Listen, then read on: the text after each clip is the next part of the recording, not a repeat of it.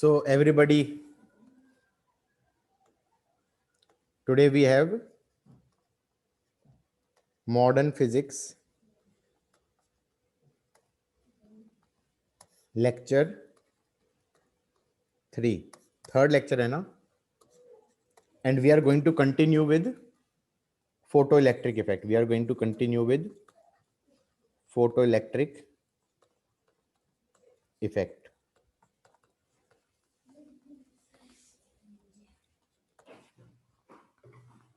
Okay, question पढ़ने में आ रहा है.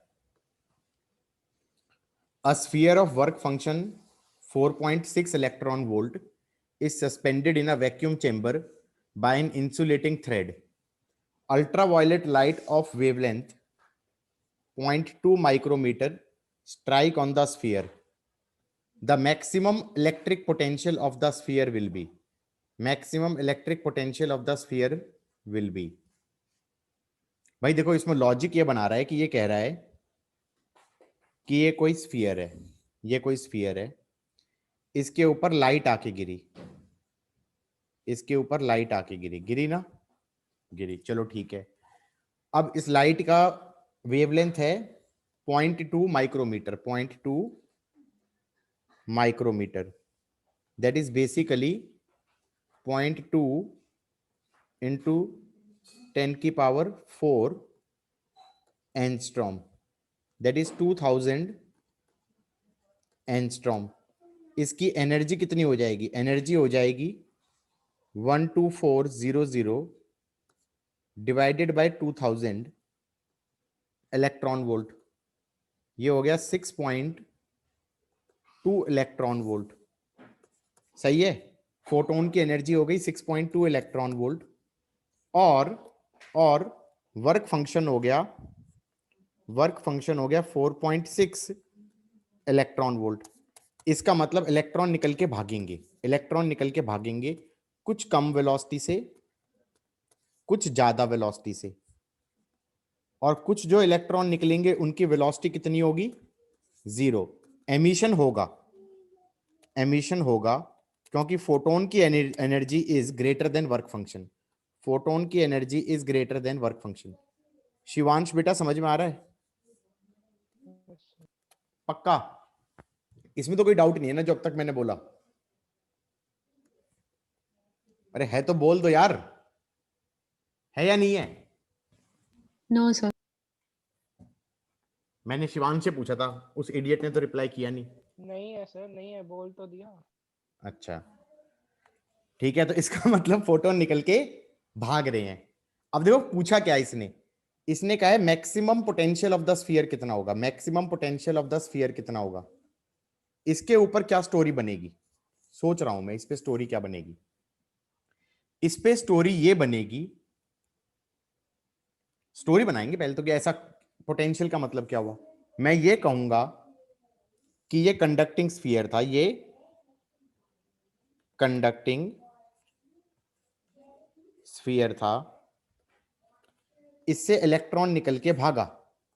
अब इससे इलेक्ट्रॉन निकल के मान लो एस्केप कर गया, ये एस्केप कर गया, तो मैं ये कह सकता हूं इस स्फीयर पे कुछ पॉजिटिव चार्ज आ जाएगा. किस किस को ये समझ में आया? yes, जितने इलेक्ट्रॉन एस्केप करते जाएंगे उतना इस पे पॉजिटिव चार्ज आने लगेगा, उतना इस पे पॉजिटिव चार्ज आने लगेगा, तो मैं ये कहूंगा इसमें इस चार्ज के कारण इलेक्ट्रिक फील्ड ऐसे बनने लग जाएगी. एक सेकेंड होल्ड करना. इस पे चार्ज क्यू आने लगेगा, उस चार्ज क्यू के कारण इलेक्ट्रिक फील्ड ऐसे बनेगी. बताओ हाँ या ना. ये तो एक तरीके से हॉलो स्फीयर वाला केस नहीं हो गया, हॉलो शेल वाला, क्योंकि अंदर तो चार्ज डेंसिटी 0 है, अंदर इलेक्ट्रिक फील्ड 0 है, बाहर ऐसे इलेक्ट्रिक फील्ड बनेगी. हाँ या ना? अब इस इलेक्ट्रिक फील्ड के कारण क्या होगा, इस इलेक्ट्रिक फील्ड के कारण जो अब इलेक्ट्रॉन निकलेंगे, जो अब इलेक्ट्रॉन निकलेंगे उन पे, वो ऐसे निकल रहे हैं, मान लो अज्यूमिंग कि परपेंडिकुलर निकल रहे हैं, तो उन पे रिटार्डेशन होने लगेगा. वो इलेक्ट्रॉन तो आगे की तरफ जा रहे होंगे और उन पे फोर्स इधर की तरफ लग रहा होगा, वेरिएबल फोर्स, और वो इसको रिटार्ड करेंगे. गाइस क्या मैं ये कह सकता हूं कि अब जो कम वेलोसिटी वाले थे वो हो सकता है पलट के वापस आ जाएं, और ज्यादा वेलोसिटी वाले हों वो अभी भी एस्केप कर जाएं? अब कोई मुझे ये बता सकता है कि अब मैं कुछ बताता हूं, अब मैं कुछ स्टेटमेंट बोलता हूं कि कुछ देर बाद इस चार्ज की वैल्यू कांस्टेंट हो जाएगी, उस कुछ देर बाद इस चार्ज की वैल्यू कांस्टेंट हो जाएगी, it will stop increasing, it will stop increasing. My question is why?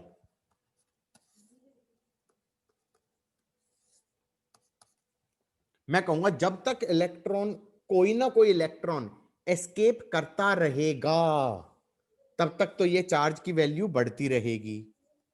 कुछ देर बाद कुछ इलेक्ट्रॉन वापस आने लग गए थे पलट के, लेकिन कुछ अभी भी एस्केप कर रहे थे, तो मैं कहूंगा अभी भी बढ़ती रहेगी। कुछ देर बाद मैक्सिमम काइनेटिक एनर्जी वाला भी जस्ट एस्केप करेगा। क्या करेगा?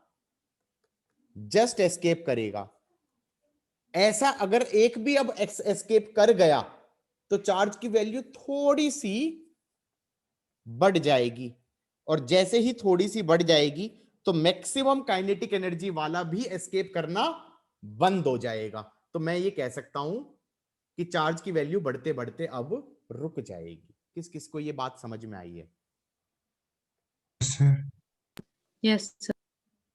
क्या समझ में आया? मुझे ही समझ में नहीं आया, तुम्हें क्या समझ में आएगा? तुम तो बच्चे हो। कुछ तो स्टोरी बना दी मैंने। अब बात समझ में आई है कि भाई हमने ये कहा यार फोटोन की एनर्जी कितनी थी ये बताओ? 6.2 इलेक्ट्रॉन वोल्ट। वर्क फंक्शन कितना था? अरे वर्क फंक्शन कितना था? 4.6. 4.6 इलेक्ट्रॉन वोल्ट। तो ये जो इलेक्ट्रॉन निकला और ये मान लो मैक्सिमम काइनेटिक एनर्जी वाला है, मैक्सिमम काइनेटिक एनर्जी वाला है। इस इंस्टेंट पे इस पे चार्ज है Q, इस पे चार्ज है Q, और ये रेडियस है R। तो यहां पे सरफेस पे पोटेंशियल कितना हो गया? सरफेस पे पोटेंशियल V हो गया KQ/R। अब मैं ये कहूं कि जो ये मैक्सिमम काइनेटिक एनर्जी वाला है वो मैक्सिमम वेलोसिटी वाला है, ये अगर जस्ट एस्केप कर रहा है, जस्ट एस्केप का मतलब है इंफिनिटी पे आते आते इसकी वेलोसिटी हो गई 0, तो मैं कंजर्वेशन ऑफ एनर्जी लगाऊंगा 1 से लेकर 2 के बीच में। 1 पे कहूंगा potential energy at 1 plus kinetic energy at 1 is potential energy at 2 plus kinetic energy at 2। Potential energy at 1 हो जाएगा charge into potential at 1 plus kinetic energy at 1 which is actually k max। Potential energy at 2 हो जाएगा 0 और kinetic energy at 2 हो जाएगा 0। तो क्या मैं कह सकता हूं E into V1 should be k max, E into V1 should be k max, हाँ या ना? काइनेटिक एनर्जी मैक्सिमम कितनी है? 6.2 electron volt minus 4.6 electron volt, that is to 1.2 electron volt, which would be 1.2 into 1.6 into 10 की power minus 19 joule. सो हम ये कहेंगे E into V1, E into V1 should be 1.2 into 1.6 into 10 की power minus 19। ये वाला value और ये value cut जाएगी, तो पोटेंशियल V1 की वैल्यू हो जाएगी 1.2 वोल्ट। 1.2 होगा या 1.6 होगा? 1.6 होगा सर। मैं क्या कर रहा हूं? मैं, मेरा भगवान ने दिमाग माइनस करना भूल गया क्या? 1.6 इलेक्ट्रॉन वोल्ट तक क्या कर रहा हूं?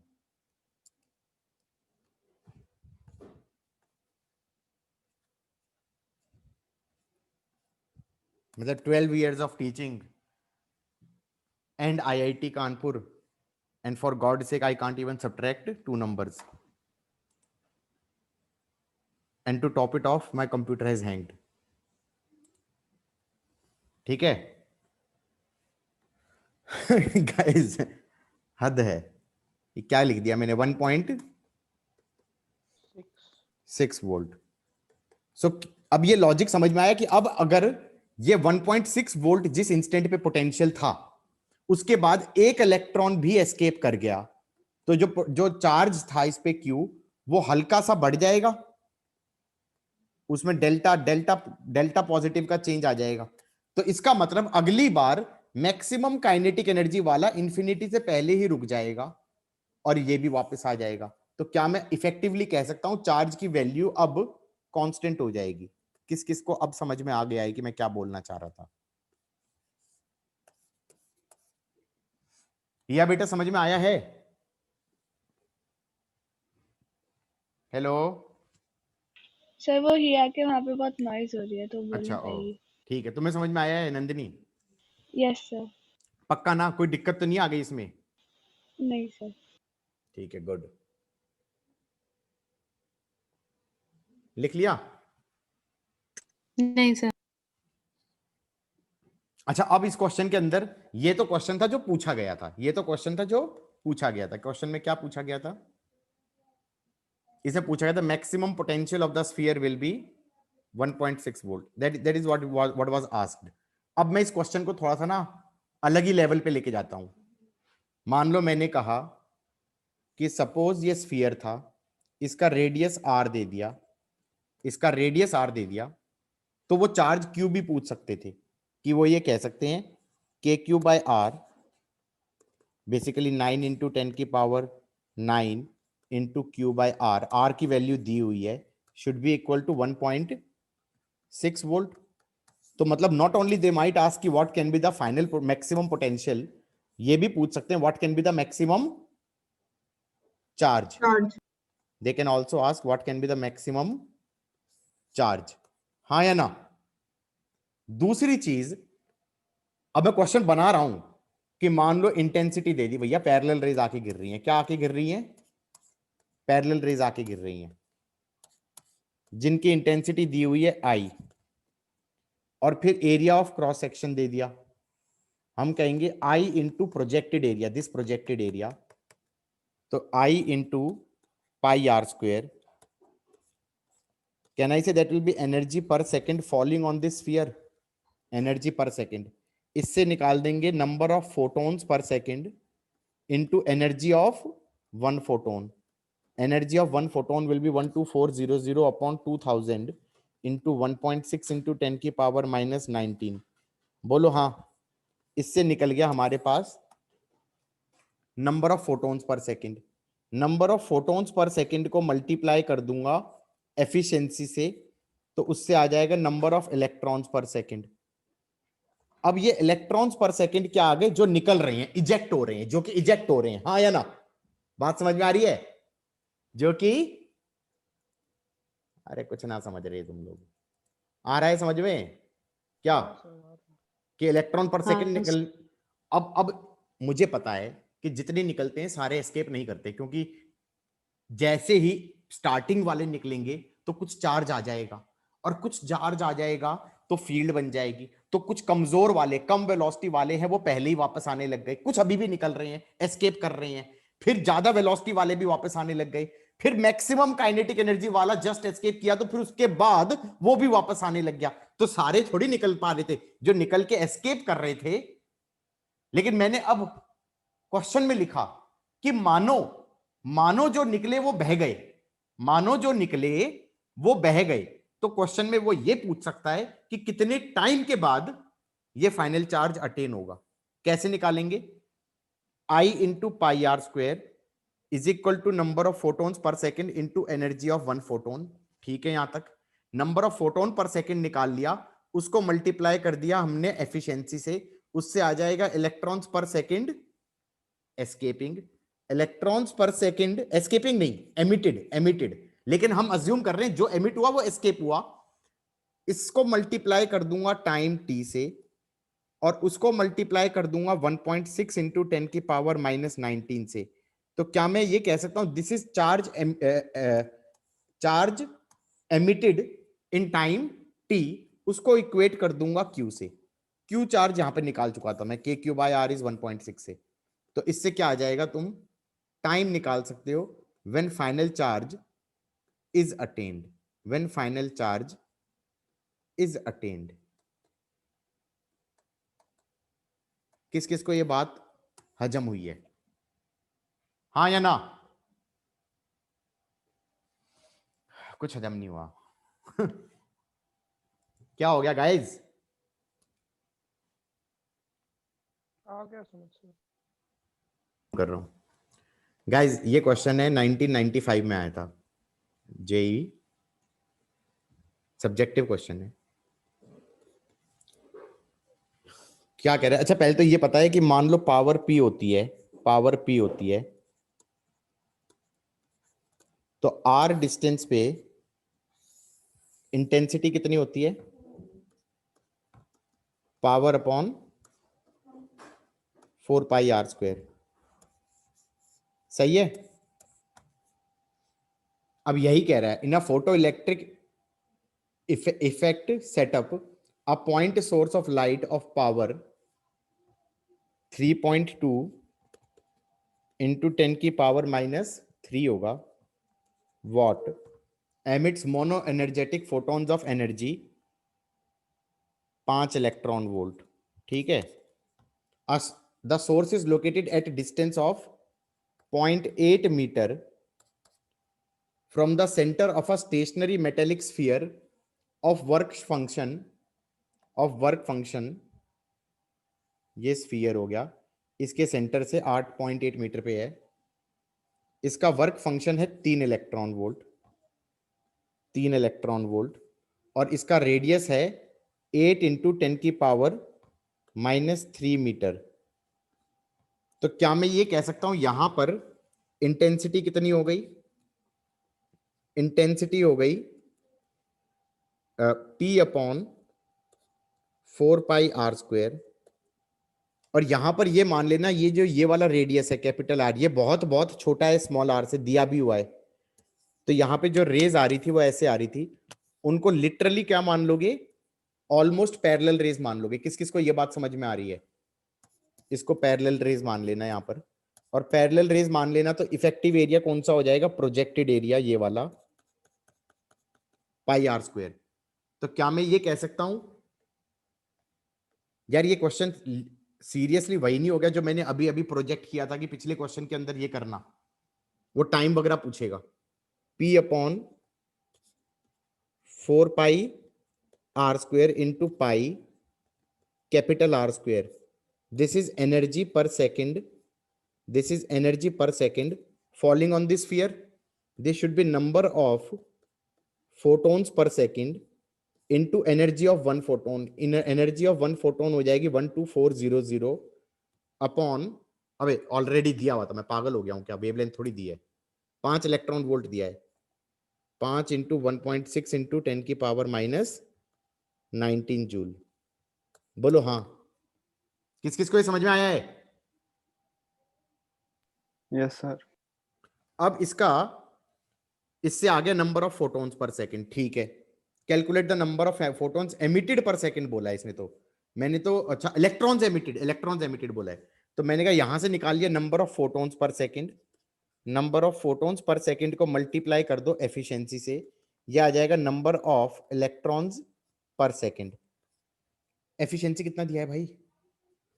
1 इलेक्ट्रॉन फॉर एवरी 10 की power 6 incident 10 photon. raised to -6. तो एफिशिएंसी होगी 10 की पावर -6। ठीक है, डी ब्रॉगली वाला थोड़ी देर के लिए छोड़ दो, बाद में कराऊंगा। ठीक है, पहला पार्ट हो चुका। अब ये कह रहा है photoelectron emission stops at a certain time t after the light source is switched on why. मैं ये कहूंगा, और ये देखो इसने क्या कहा है, assume that the sphere is isolated, electrons are instantly swept away after emission। अब मैं ये कहूंगा कि टाइम के साथ इस पे चार्ज बढ़ने लगेगा, क्योंकि इलेक्ट्रॉन्स निकलते जाएंगे, इस पे पॉजिटिव चार्ज बढ़ने लगेगा, नेगेटिव चार्ज एस्केप करने लगेगा। तो इसका मतलब यहां पर मैक्सिमम काइनेटिक एनर्जी वाले की काइनेटिक एनर्जी कितनी होगी? मैक्सिमम काइनेटिक एनर्जी होगी 5 - 3 electron volt, that is 2 electron volt. इस पे मैक्सिमम पोटेंशियल कितना हो जाएगा? 2 वोल्ट। मैक्सिमम पोटेंशियल 2 वोल्ट हो जाएगा, तो हम ये कह सकते हैं के Q by capital R should be 2। इससे निकाल लेना क्यू, क्यू आ जाएगा 2 इंटू 8 इंटू 10 की पावर -3 अपॉन 9 इंटू 10 की पावर 9। ये Q आ गया, this is the final charge on sphere, this is the final charge on sphere. किस किस को यहां तक का समझ में आ गया? फाइनल चार्ज ऑन स्फीयर आ गया, उसको लिख देना इलेक्ट्रॉन्स पर सेकेंड, इलेक्ट्रॉन्स पर second multiplied by T multiplied by 1.6 into 10 की पावर -19। बोलो हाँ।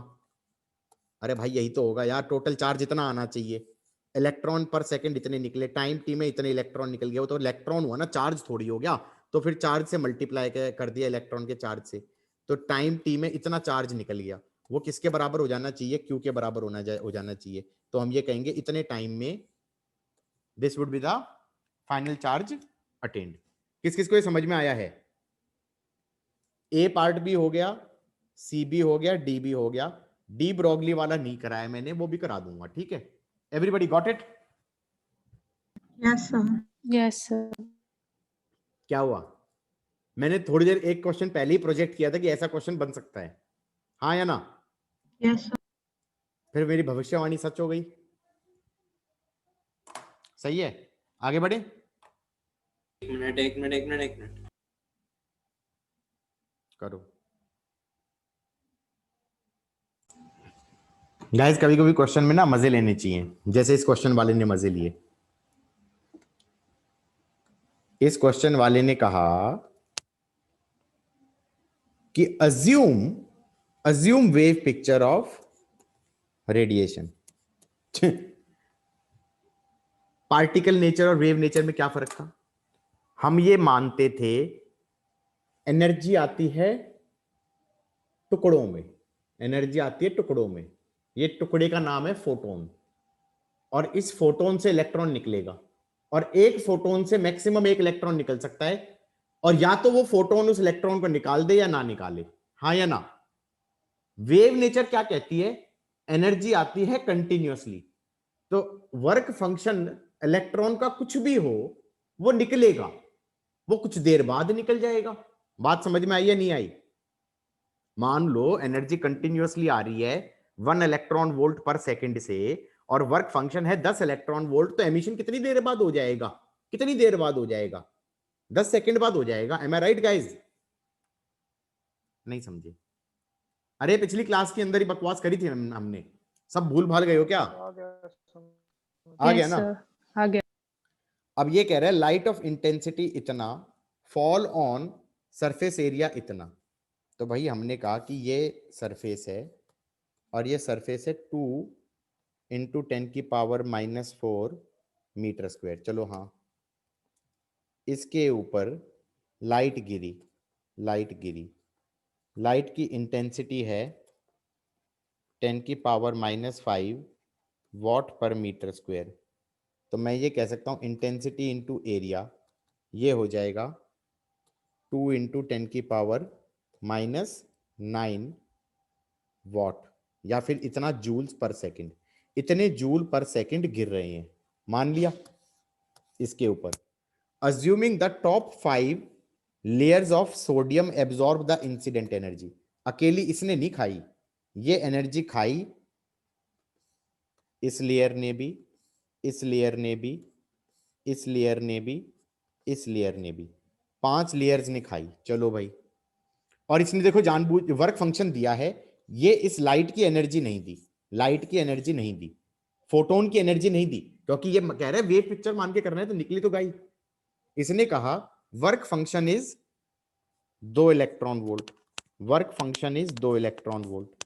चलो भाई, और ये कह रहा है estimate the time required for photo electric emission, work function is 2 electron volt, and 1 free electron is available in 10 की पावर -20 मीटर स्क्वायर एरिया। 10 की पावर -20 मीटर स्क्वायर एरिया में कितना इलेक्ट्रॉन है? 1 इलेक्ट्रॉन। पहली बात तो एरिया कितना है? एरिया है 2 इंटू 10 की पावर -4 इंटू 5 मीटर स्क्वायर। सही है कि नहीं है, ये बता दो। ये टोटल एरिया है, ये टोटल एरिया है, हाँ या ना? नहीं समझे? अरे एक लेयर का एरिया है ये, Yes, sir. 5 लेयर हैं, 5 लेयर हैं, तो टोटल एरिया कितना हो गया हमारा? 10 की पावर -3 मीटर स्क्वायर एरिया है। अब ये कह रहा है एक इलेक्ट्रॉन है 10 की पावर -20 मीटर स्क्वायर में। तो कितने इलेक्ट्रॉन हो गए 10 की पावर -3 मीटर स्क्वायर में? क्रॉस मल्टीप्लाई कर दो या यूनिटरी मेथड लगा लो, x आ जाएगा 10 की पावर 17 इलेक्ट्रॉन। बोलो हाँ। किस किस को ये समझ में आ गया? आया या नहीं आया? यूनिटरी मेथड लगा लो या क्रॉस आ गया, मल्टीप्लाई कर दो। तो इलेक्ट्रॉन कितने थे? 10 की पावर 17 इलेक्ट्रॉन। अब एक इलेक्ट्रॉन का वर्क फंक्शन है 2 इलेक्ट्रॉन वोल्ट। एक का वर्क फंक्शन है 2 इलेक्ट्रॉन वोल्ट। तो एक इलेक्ट्रॉन को एनर्जी चाहिए 2 इंटू 1.6 इंटू 10 की पावर -19 जूल। और मैंने कहा इतने इलेक्ट्रॉनों को कितनी एनर्जी चाहिए? इंटू 10 की पावर 17 जूल। इतनी टोटल एनर्जी, मतलब एनर्जी आती, मतलब बहुत ही मस्त पिक्चर है। एनर्जी आती जा रही है, सारे इलेक्ट्रॉन मिल बांट के लेते जा रहे हैं, लेते जा रहे हैं, लेते जा रहे हैं, और वो धीरे धीरे ग्राउंड स्टेट से उठते जा रहे हैं, उठते जा रहे हैं, उठते जा रहे हैं, और फिर सारे एक साथ निकल जाएंगे धाएं। समझ में आई बात? मतलब नॉट लाइक कि पहले तो ये था कि फोटोन वाज लाइक अ कंचा, कंचे फेंक फेंक के मार रहे हैं और इलेक्ट्रॉन्स को निकाल रहे हैं उससे ऑर्बिट से, हाँ या ना? अब क्या थ्योरी आई कि सबको सबको पकड़ के एक साथ गर्म करते जा रहे हैं, फिर सब धीरे धीरे धीरे धीरे धीरे धीरे ऊपर उठते जा रहे हैं, उठते उठते बुश बाहर। How is the theory? तो इतने जूल एनर्जी चाहिए, इतने जूल एनर्जी चाहिए। कितने जूल पर सेकंड आ रही थी? इतने जूल पर सेकंड आ रही है। तो 2 इंटू 10 की पावर -9 इंटू टी कर दूं, इतने टाइम में सारे एक साथ निकल जाएंगे। ये टाइम कितना होगा? ये टाइम कितना आ रहा है? 2 से 2 कट गया, ये आ रहा है 1.6 इंटू 10 की power -2 plus 9, that is 1.6 into 10 की पावर 7 सेकेंड।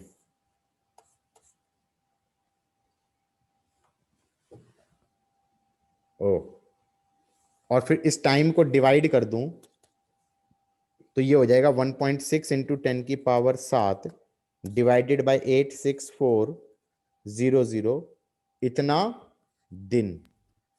क्योंकि एक दिन में होते थे इतने सेकंड, 86400। कौन से चैप्टर में पढ़ा था? प्रॉपर्टीज ऑफ मैटर में पढ़ा था। हाँ, time lost and time gained. Yes, sir. हाँ है ना? और फिर भगवान ने कहा था कैलकुलेटर जिंदाबाद, 1.6 इंटू 86400, और फिर मल्टीप्लाई कितने से करना है? अबे मल्टीप्लाई क्यों कर दिया, क्या कर रहा हूं मैं? 1.6 डिवाइडेड बाय 86400 कैलकुलेटर ने ये कहा, और मल्टीप्लाई करना है मुझे 10 की पावर 7 से, 10 की पावर 7 से। 185 डेज, 185 डेज, मतलब आई थिंक। और जब एमिशन होता है तो कितनी देर में होता है? असलियत में देखा गया तो एमिशन होता है 10 की पावर -9 सेकेंड में, which is the time for ejection of electron, हाँ या ना? ट्रांजिशन ऑफ इलेक्ट्रॉन वाला। तो मतलब दिस इज इन, क्या बोलते हैं, डिसएग्रीमेंट विद प्रैक्टिकल थिंग, हाँ या ना? It doesn't happen in 185 days, so wave picture is actually wrong. किस किस को ये चीज पल्ले पड़ी है? Everybody got it? Yes. Yes, sir. पक्का? लेकिन हाइपोथेटिकल क्वेश्चन तो कुछ भी बन सकता है। बढ़िया लगा नहीं लगा? सर एक बार सर वो ब्लू वाला पार्ट तो एक बार फिर से बता दोगे? सर बस वो लास्ट ब्लू वाला पार्ट ऊपर ही, बाकी हो गया। अरे हम ये कह रहे हैं बालक, ये निकालो कितने इलेक्ट्रॉन हैं उस हाँ वो पूरे तो एरिया समझ में। आ गया। अरे तो ब्लू वाले पार्ट में मैंने निकाल दिया कि कितने इलेक्ट्रॉन थे और एक इलेक्ट्रॉन को कितनी एनर्जी चाहिए, तो टोटल एनर्जी इतनी चाहिए। टोटल एनर्जी को बोल दो एनर्जी पर सेकंड मल्टीप्लाइड बाय टाइम। ये एनर्जी पर सेकंड यहां से निकला था, देखो ये रहा, ये अच्छा ठीक है ठीक है। ये यहां डाल दिया, उससे हाँ। टाइम निकल जाएगा।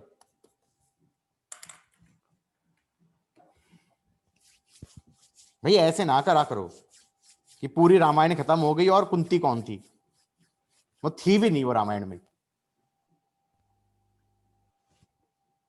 आगे बढ़े। सर अभी लिखा नहीं है, 1 minute.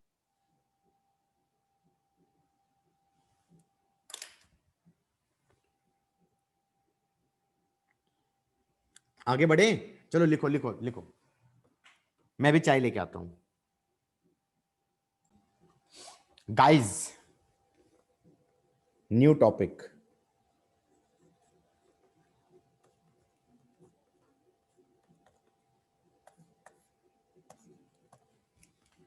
So Einstein said energy is mc square. He basically said कि mass is a form of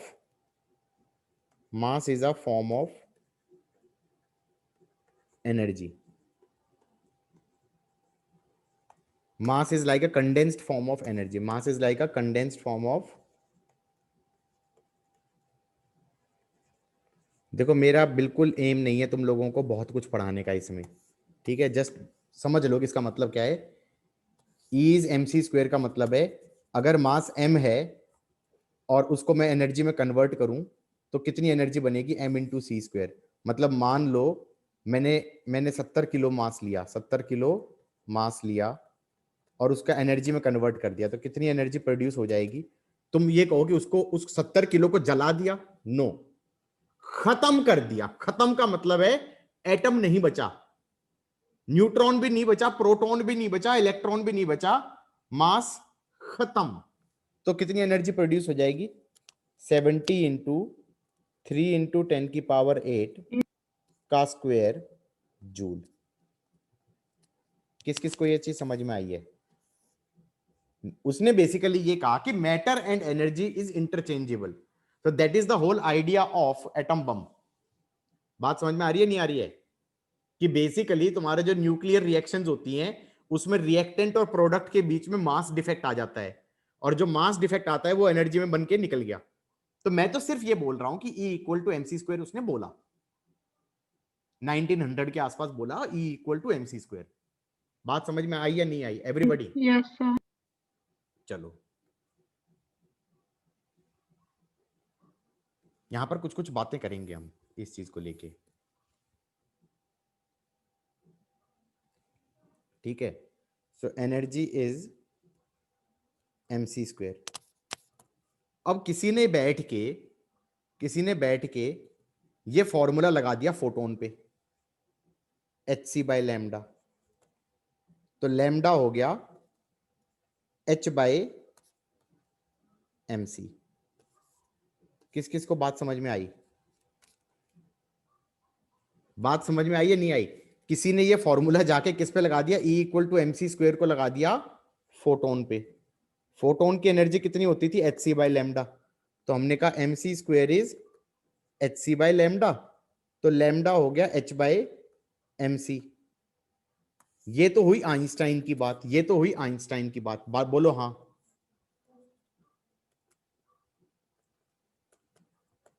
ये हुआ 1900s के आसपास की बात। अब 1915 के आसपास, नहीं 1915 नहीं था, 1915 नहीं था, डी ब्रॉगली आया कई साल बाद, 30s के आसपास था, if I am not wrong, I don't remember, I am not very good with dates, okay, so who cares, मतलब कई साल बाद उसने कहा है अरे ये फॉर्मूला तो हर जगह लगता है, lambda is h by m v, ये फॉर्मूला तो सब पे लगता है, ये तो अभी मैं बच्चे को भगा दूं तो उसकी भी वेवलेंथ होती है। समझ में आई बात है नहीं आई? ये तुम खुद देखो ना, आइंस्टाइन वाला फॉर्मूला और इस फॉर्मूले पे कोई फर्क नहीं है ध्यान से देखा जाए तो, हाँ या ना? उसको फोटोन पे लगाया, उसी को बाद में उसने कहा कि नहीं नहीं ये डी ब्रोगली ने कह दिया, डी ब्रॉगली, तो मतलब कोई नई चीज नहीं थी, नई चीज थी, नई चीज ये थी कि इस रिजल्ट को कहना कि ये कहीं भी लग सकता है, that was the genius of that guy, कि देखो ऐसा है, कल ये शिवांश है और इसका मास है 70 किलो और ये भागता है 10 मीटर पर सेकंड से, हाँ या ना? तो शिवांश पार्टिकल है या वेव है? हम कहेंगे नहीं नहीं, शिवांश का डुअल नेचर है, शिवांश की वेवलेंथ है h बाय एम वी, उसकी वेवलेंथ है 6.6 इंटू 10 की पावर माइनस 34 अपॉन मास हो गया 70 और वेलोसिटी हो गया 10, इतना मीटर वेवलेंथ है उसकी। जब शिवांश भागता है by virtue of its kinetic energy, by virtue of its momentum, by virtue of its motion, he has got a wavelength h by mv. किस किस को ये समझ में आ गया? अरे बोलो हाँ हाँ हाँ Yes. पक्का? चलो good good. So this is your de Broglie wavelength. This is your de Broglie wavelength. ठीक है? एक मिनट से रुक जाओ सर. रुक गए बेटा, रुक गए. हम तो बिल्कुल रुके ही रहते हैं, आगे तो हम बढ़ते ही नहीं. डी ब्रॉगली यही बोल रहे कि बॉडी की वेवलेंथ उसके मोशन पर डिपेंड करे. हाँ, उसके उसके मोमेंटम पे डिपेंड करेगी, उसकी काइनेटिक एनर्जी पे डिपेंड करेगी, उसके मोशन के कारण. कोई भी मूविंग चीज है तो उसकी वेवलेंथ होती है, उसका वेव नेचर होता है. समझ में आ रहा है? उसका वेव नेचर होता है, ये बोल रहा है बेसिकली. ठीक है, तो बड़ी पावरफुल चीज है. और देखो, आई एम नॉट इवन सेइंग कि मैं पूरा करा रहा हूं ये. यार तुम फर्स्ट ईयर के अंदर पढ़ोगे, कोर्सेज करोगे जेई आईआईटी में जाके. मतलब हमने आईआईटी कानपुर में 5101 किया, 5102 किया, ये तो कंपलसरी कोर्सेज हैं.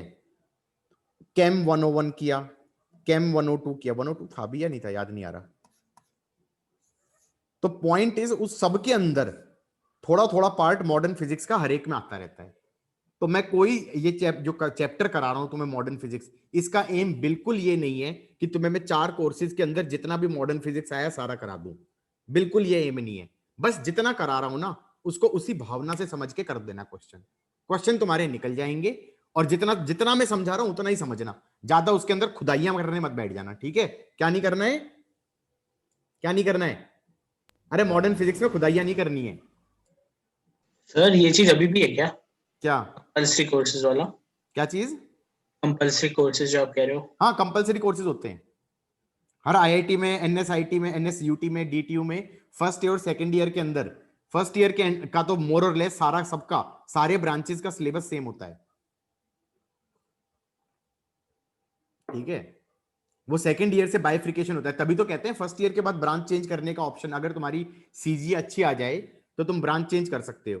तो ब्रांच चेंज का जो ऑप्शन होता है वो इसीलिए ओपन हो सकता है कि अगर फर्स्ट ईयर में सबने सेम चीज पढ़ी है. तो अगर फर्स्ट ईयर में मान लो डिपार्टमेंटल कोर्सेज हो गए, फर्स्ट ईयर में सपोज डिपार्टमेंटल कोर्सेज हो गए, तो डिपार्टमेंटल कोर्सेज होने के बाद फिर वो कोर्सेज कैसे कवर अप होंगे?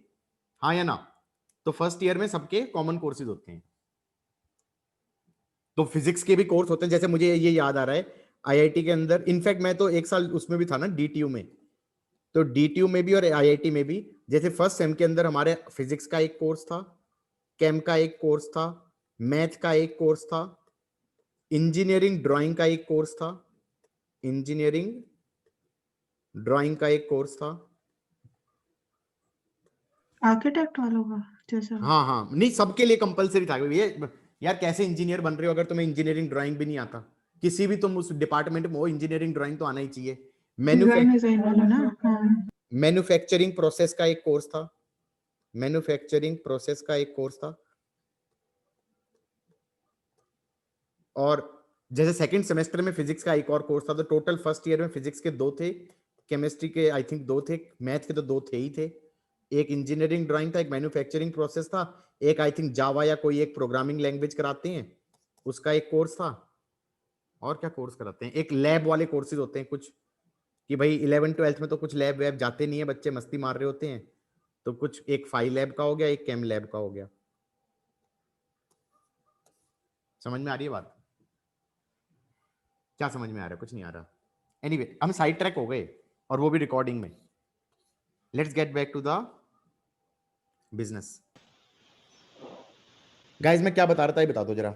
मैं कह रहा था डी ब्रोगली ने कहा lambda is h by mv. ठीक है? यहां तक डी ब्रोगली वेवलेंथ हो गई, डी ब्रोगली वेवलेंथ हो गई h बाय mv. अब मान लो कोई इलेक्ट्रॉन को लो, कोई इलेक्ट्रॉन को लो और उसको पोटेंशियल डिफरेंस v से एक्सेलरेट कर दो.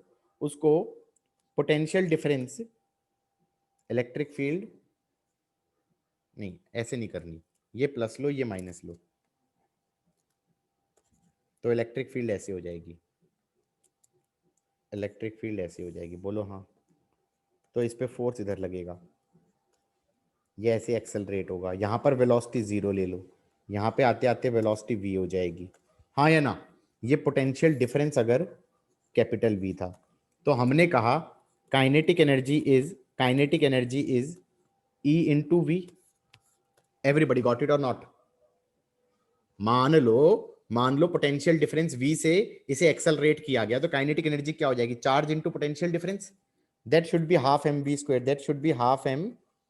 स्क्वायर, अब इसका ये कह सकते हैं कि डी ब्रोगली वेवलेंथ कितना हो जाएगा of electron? D Broglie wavelength हो जाएगा h बाय mv।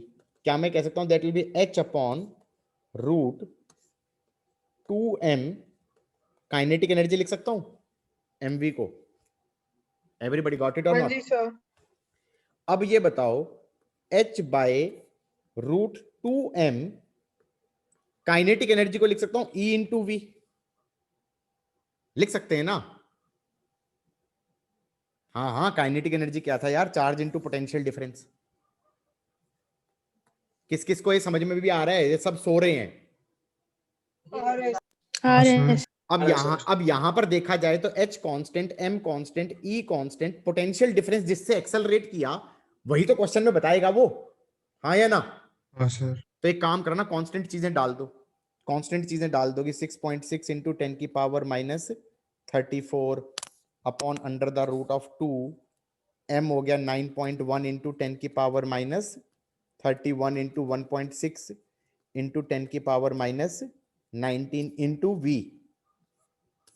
ये हो गया तुम्हारा de Broglie wavelength in metre, हाँ या ना? In metre. और इसकी वैल्यू जब पूरा कैलकुलेट करोगे तो ये आ जाती है, कितनी आ जाती है? किसी को याद है? मैं खुद भूल गया। 12 point something. 12.27 कुछ था, मेरे को जैसा याद आ रहा है।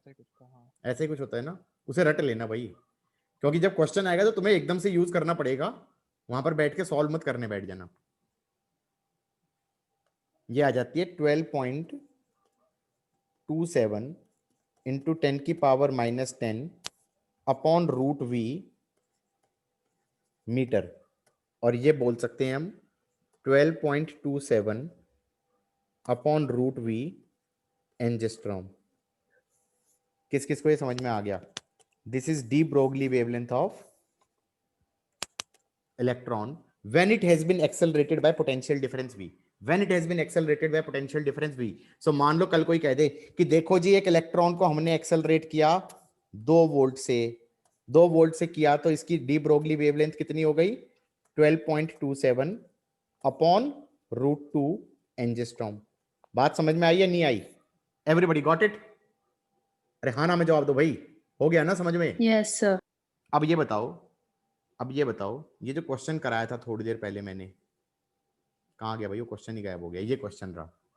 Everybody you can see this question. क्या कह रहा है इस क्वेश्चन में? इस क्वेश्चन में कह रहा है, एक पार्ट छुड़वा दिया था मैंने, बी वाला।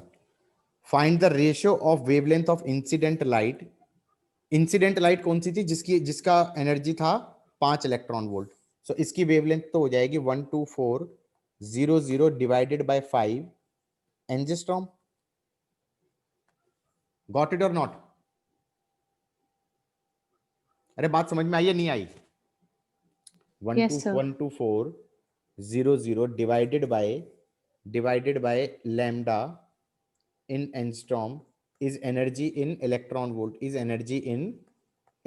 volt, so उल्टा कर दिया ना, इलेक्ट्रॉन वोल्ट से डिवाइड कर दिया तो ये वेवलेंथ आ जाएगा एंस्ट्रॉम में। कितना आ रहा है? 12400 डिवाइडेड बाय 5, ये तो हो गया 2480, ये तो आ गया 2480 एंस्ट्रॉम। अब दूसरी चीज इसने कहा डी ब्रोगली वेवलेंथ निकालें of the fastest electron emitted. मैंने कहा जो लाइट गिराई थी वो तो थी 5 इलेक्ट्रॉन वोल्ट की। वर्क फंक्शन था इसका, कितना था वर्क फंक्शन? 3 electron volt. तो जो फास्टेस्ट इलेक्ट्रॉन निकला उसकी काइनेटिक एनर्जी कितनी थी? काइनेटिक एनर्जी थी 2 इलेक्ट्रॉन वोल्ट। क्या मैं ये कह सकता हूं, बात सुनो, काइनेटिक एनर्जी को यूज मत करना, ऐसे सोचना कि काइनेटिक एनर्जी कितनी थी? 2 इलेक्ट्रॉन वोल्ट। इसका मतलब ये काइनेटिक एनर्जी कब होती, अगर मैं इलेक्ट्रॉन को कितने पोटेंशियल डिफरेंस से एक्सेलरेट करता, तो 2 वोल्ट से। इसका मतलब D Broglie wavelength of electron क्या हो जाएगी, 12.27 डिवाइडेड बाय √2 एंजिस्ट्रॉम। किस किस को ये पल्ले पड़ा? आ गया सर। सीधा ये बोलो ना, काइनेटिक। कुछ बच्चे तो बड़े महान होंगे, मतलब वो तो बिल्कुल ही किलर बच्चे हैं, वो क्या कहेंगे, D Broglie wavelength is h/√2m ke, और फिर यहां पर पूरा काइनेटिक एनर्जी उठा के डाल देंगे 2 इलेक्ट्रॉन वोल्ट, और फिर वहां पे कन्वर्जन करते हुए शहीद ही हो जाएंगे, 2 × 1.6 × 10⁻⁻19। हाँ या ना? और फिर m भी डालेंगे, h भी डालेंगे। हम रट के बैठे थे, हमने कहा था देखो ऐसा है, जब क्या बोलते हैं, डी ब्रोगली वेवलेंथ इलेक्ट्रॉन की होती है 12.27 डिवाइडेड बाय √v एंगस्ट्रॉम। ये √v क्या हो गया, this is the potential difference जो कि उसको एक्सेलरेट करे सो दैट की काइनेटिक एनर्जी इसकी ईवी हो जाए। Am I right guys? Charge into potential difference. बात समझ में आई या नहीं आई सबको? यार देखो सिक्स सेंस कितना तेज काम कर रहा है। मैंने नीचे भी 2 लेके एग्जांपल लिया था, 2 ऊपर यूज हो गया। ये होता क्यों है मेरे साथ? ऐसा कैसे हो जाता है? इंट्यूशन ऐसा कैसे चल रहा होता है? या ये मैं क्वेश्चन इतनी बार करा चुका हूं, 400 बार पढ़ा चुका हूं, इसलिए हाथ सही चल रहे होते हैं। Everybody got it? Yes. Yes. अच्छा जी, आगे बढ़ें।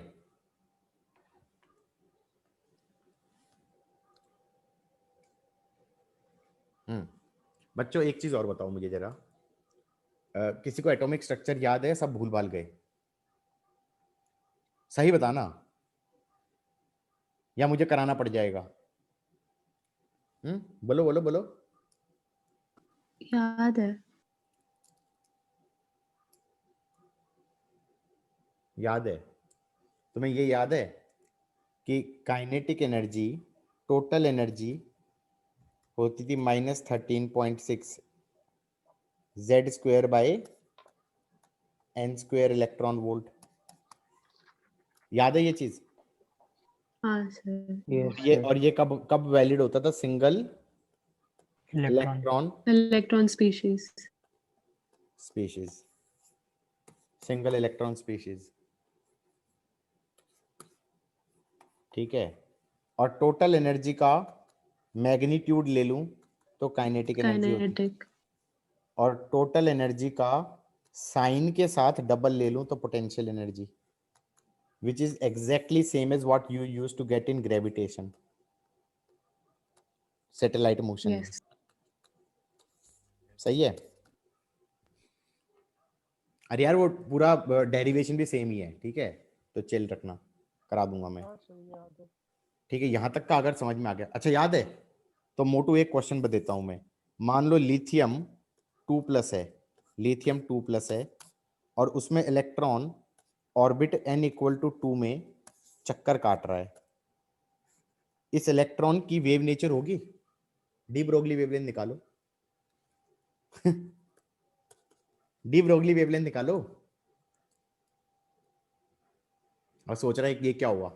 मैंने कहा काइनेटिक एनर्जी क्या हो जाएगा, टोटल एनर्जी का मैग्नीट्यूड, तो वो हो जाएगा 13.6 Z², Z हो जाएगा 3 का स्क्वायर, और n² हो जाएगा 2 का स्क्वायर, इतना इलेक्ट्रॉन वोल्ट।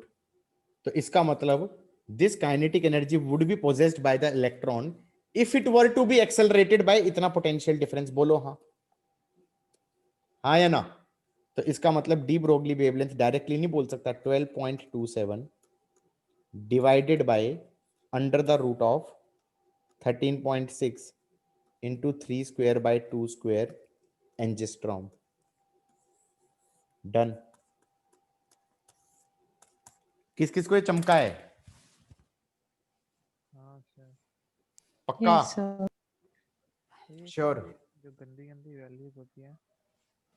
बेटा तो भगवान से ना प्रे करते हैं और थोड़ा सा कैलकुलेशन करना सीख लेते हैं। क्या करते हैं? जब मॉडर्न फिजिक्स चैप्टर आए ना, तो नास्तिक से आस्तिक बन जाना। क्या कर देना? क्या करना है लक्ष्य? हाँ सर। हाँ, रिलीजियस इंसान बन जाओ। तो समझा। वैसे भी क्या बोलते हैं, साल का अंत आ रहा है, तो अब तो मतलब भगवान को मान लो भाई, समझ रहे हो? हाँ अब तो चेंज कर लेता हूँ अपना। हाँ सही बता रहा हूँ। अब अपना अपने बिलीफ सिस्टम को चेंज कर लो पेपर के टाइम पे, मतलब भगवान में बिलीव करना बहुत जरूरी है। समझ में आ रही है बात? सोच रहा था हैं? भगवान ही चेंज कर लेंगे सोच रहा था। अबे रिकॉर्डिंग हो रही है। भगवान चेंज करने की सोच रहा है। देखा नहीं। ठीक है, चलो आगे बढ़ते हैं।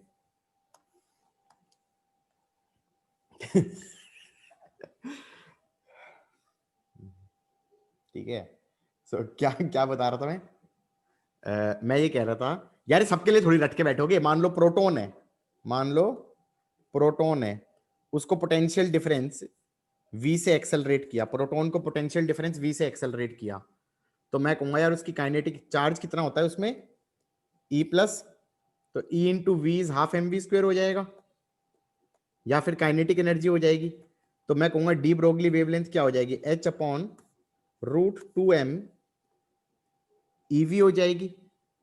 अब इसमें h लिखोगे 6.6 इंटू 10 की पावर -34 अपॉन रूट 2 m कितना होता है यार, 1.6 इंटू 10 की पावर -27 होता है, 28 होता है। 1.6 इंटू 10 की पावर 27 -27 ही होता है ना। चलो, इतना मीटर हमारा डी ब्रोगली वेवलेंथ हो गई प्रोटॉन की। अब तुम कहोगे अच्छा इसका भी रट के बैठ जाते हैं यार, मतलब मैंने कहा कितनों का रटोगे? इलेक्ट्रॉन का तो याद ना रहता, वैसे इसका भी होता है। कितना होता है? आई थिंक 0.98 होता है शायद। 0.28 होता है। अरे 0.98 होता होगा यार, देख लेने दो पहले मुझे। 0.28 होता है सर। सॉरी 0.28 ही होता है। बाई गॉड, इसे तो मेरे से भी अच्छे से रट के बैठा है। सर मेरे को तो उसका न्यूट्रॉन का भी याद है। अरे वाह। ओए ऐसे अल्फा पार्टिकल का भी बताया था। 0.28 बाय, तो वही तो मैं कह रहा हूँ, कितनों का याद रखोगे? मुझे तो सिर्फ काम का याद है, इलेक्ट्रॉन का। ठीक है, अब मान लो कल मैं कह दूं कि अल्फा पार्टिकल है He2 प्लस, He2 प्लस। अब तुम कहोगे इसको मैंने पोटेंशियल डिफरेंस से एक्सेलरेट किया, तो मैं ये कहूंगा इसमें पहली बात तो क्या हो जाएगा, 2E into v is kinetic energy हो जाएगा। सही है कि नहीं है? वह चार्ज इस पे +2 होता है ना, +2E। और फिर मैं कहूंगा कि इसकी डी ब्रोगली वेवलेंथ क्या हो जाएगी, h upon root 2m, kinetic energy क्या हो गया 2eV, और मास को क्या लिखोगे, 4 टाइम्स मास ऑफ प्रोटॉन ले लो, और यहां पे 2 लगाना मत भूलना, हाँ या ना? तो कितना आ गया ये, 4 टाइम्स मास ऑफ प्रोटॉन ले लो।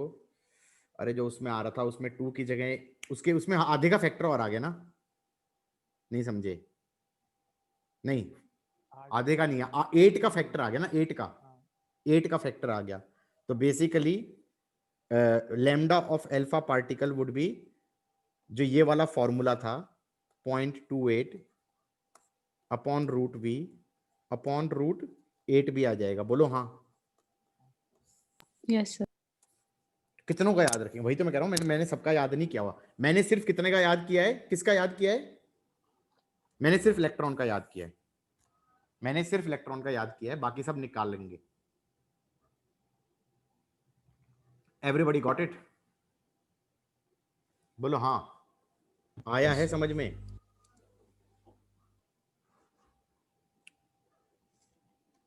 ये हो गया तुम्हारा, सर एक सेकंड नोट कर। ये हो गया तुम्हारा क्या, de Broglie wavelength. Guys, let's get back to, we were talking about dude Einstein. We were talking about Dude Einstein. He said energy is mc square. क्या बोल रहा था भाई, एनर्जी इज mc square बोला था ना इसने। Mass is a form of energy, और ये लगा दिया फोटोन पे, तो ये हो गया hc by lambda. m into C क्या हो गया, h बाय लैम्डा, और m इंटू सी क्या हो गया, मोमेंटम। तो मोमेंटम ऑफ फोटोन कितना हो गया, h by lambda. Wow, this is momentum of photon, this is momentum of photon h by lambda. चलो क्वेश्चन बनाते हैं बैठ के, क्वेश्चन बनाते हैं। क्वेश्चन बनाया कि हमारे पास हाइड्रोजन हाइड्रोजन एटम था, हाइड्रोजन एटम में n इक्वल टू 3 पे ऑर्बिट कर रहा था इलेक्ट्रॉन, और ये डी एक्साइट होके चला गया n इक्वल टू 2 पे। मुझे पता है कि क्या निकलेगा अब, फोटोन। फोटोन की एनर्जी कितनी होगी, 13.6 into 1/4 minus 1/9 electron volt. This is energy of photon. किस किस को ये समझ में आया कि नहीं आया मित्रों? Yes sir. तुम्हारे सामने Yes, क्वेश्चन बना रहा हूं मैं, क्वेश्चन बना रहा हूं। क्या कर रहा हूं, क्वेश्चन बना रहा हूं। बन गया क्वेश्चन करना है अब। है? अब समझ में आ रहा है क्या होने वाला है? अरे फोटोन निकल के भाग गया, तुम कहोगे ये तो आता था, ये तो आता था। मैंने कहा बात सुनो, इस फोटोन का था मोमेंटम, इसका मतलब कंजर्वेशन ऑफ लीनियर मोमेंटम कहेगा कि ये बचा हुआ हाइड्रोजन एटम है, ये रिकॉइल कर जाएगा, उसकी वेलोसिटी हो जाएगी v, और मैं ये कह सकता हूं h by lambda should be mv। Done, लगा झटका। किस किस को समझ में आया क्वेश्चन? अरे आया कि नहीं आया?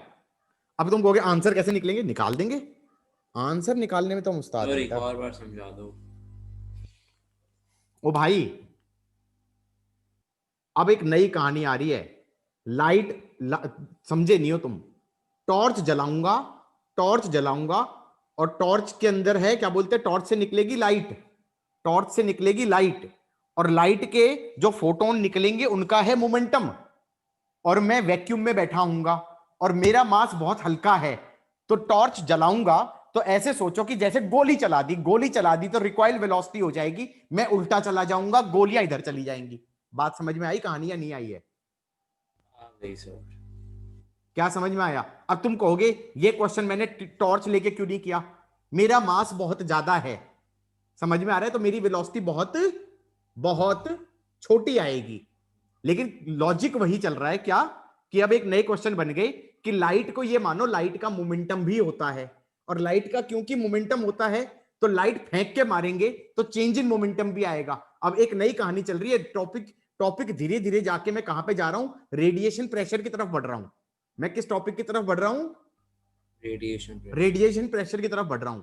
लॉजिक वही बना रहा हूं मैं कि यार फोटोन का मोमेंटम होता है, फोटोन को हमने अब कैसे शूट करते हैं। अब मैं सोच रहा था यार फोटोन कब शूट करते थे, कब शूट करते थे। सबसे कॉमन एग्जांपल दिमाग में आया, यार वो इलेक्ट्रॉन डी एक्साइट होते थे ना, तो फोटोन निकल के भागते थे। अब वो फोटोन निकल के भागेगा तो बचा हुआ एटम है ना, वो उल्टा भाग जाएगा। कहानी समझ में आई या नहीं आई? आ गई सर। पक्का? अब स्टोरी ये बनेगी कि कितनी वेलोसिटी से भागा। तो मैंने कहा भैया पहले तो एनर्जी ऑफ फोटोन थी, एनर्जी ऑफ फोटोन को लिख दिया hc by lambda. hc by lambda हो गया 13.6 इंटू 5/36 इंटू 1.6 इंटू 10 की पावर -19। और अब c को नीचे ले जाओ, c को नीचे ले जाओ, c को अगर नीचे ले गए तो ये आ गया 3 इंटू 10 की पावर 8। सही है? तो ये चीज हट गई यहां से, c यहां से हट गया, तो ये h बाय लैम्डा आ गया। ये मोमेंटम ऑफ फोटोन आ गया, ये मोमेंटम ऑफ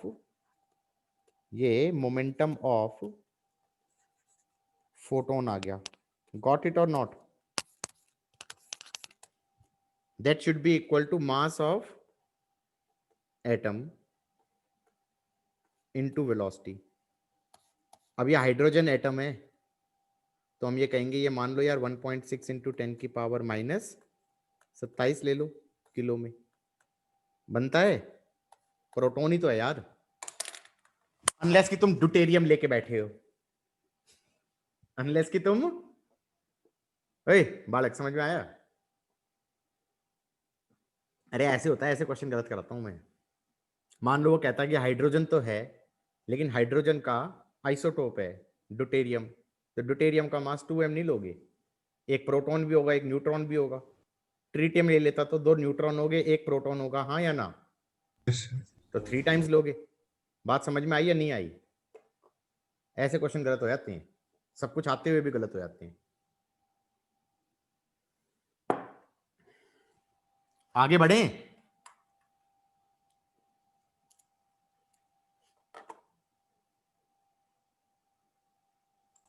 गाइस अब ये क्वेश्चन खुद कर लोगे ना?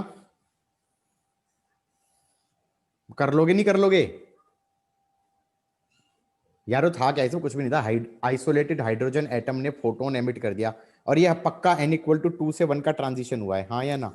तभी तो इतना एनर्जी गैप आता है। तो ये कह रहा है मोमेंटम ऑफ फोटोन कितना होगा।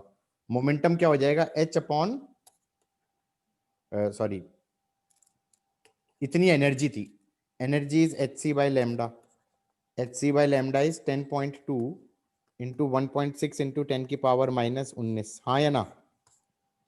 तो h by lambda momentum of photon निकाल लेते हैं। मोमेंटम ऑफ फोटोन इसे c से डिवाइड कर दो, 3 इंटू 10 की पावर 8। ये पहला पार्ट हो गया, ये पहला पार्ट हो गया, सही है।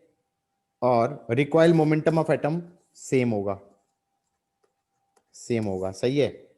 Kinetic energy of recoil atom, यार ये मोमेंटम दिया हुआ है, ये मोमेंटम दिया है p, तो काइनेटिक एनर्जी हो जाएगी p स्क्वायर बाय 2m। बोलो हाँ। तो ये वाले p की वैल्यू को लेना, इसका कर देना स्क्वायर, तो p स्क्वायर बाय 2 और m ले लेना, दिया होगा 1.67 इंटू 10 की पावर -27। किस किस को चमका है? Everybody got it? Yes sir. Last में क्या बोला आपने? मैंने बोला कि भाई, क्या बोला, रिपीट करने में मजा नहीं आता, पता है। एंड में काइनेटिक एनर्जी पूछ ली यार, मोमेंटम की जगह, समझे नहीं? h बाय लैम्डा को mv लिखा, अब ये रिकॉइल वेलोसिटी होगी बालक।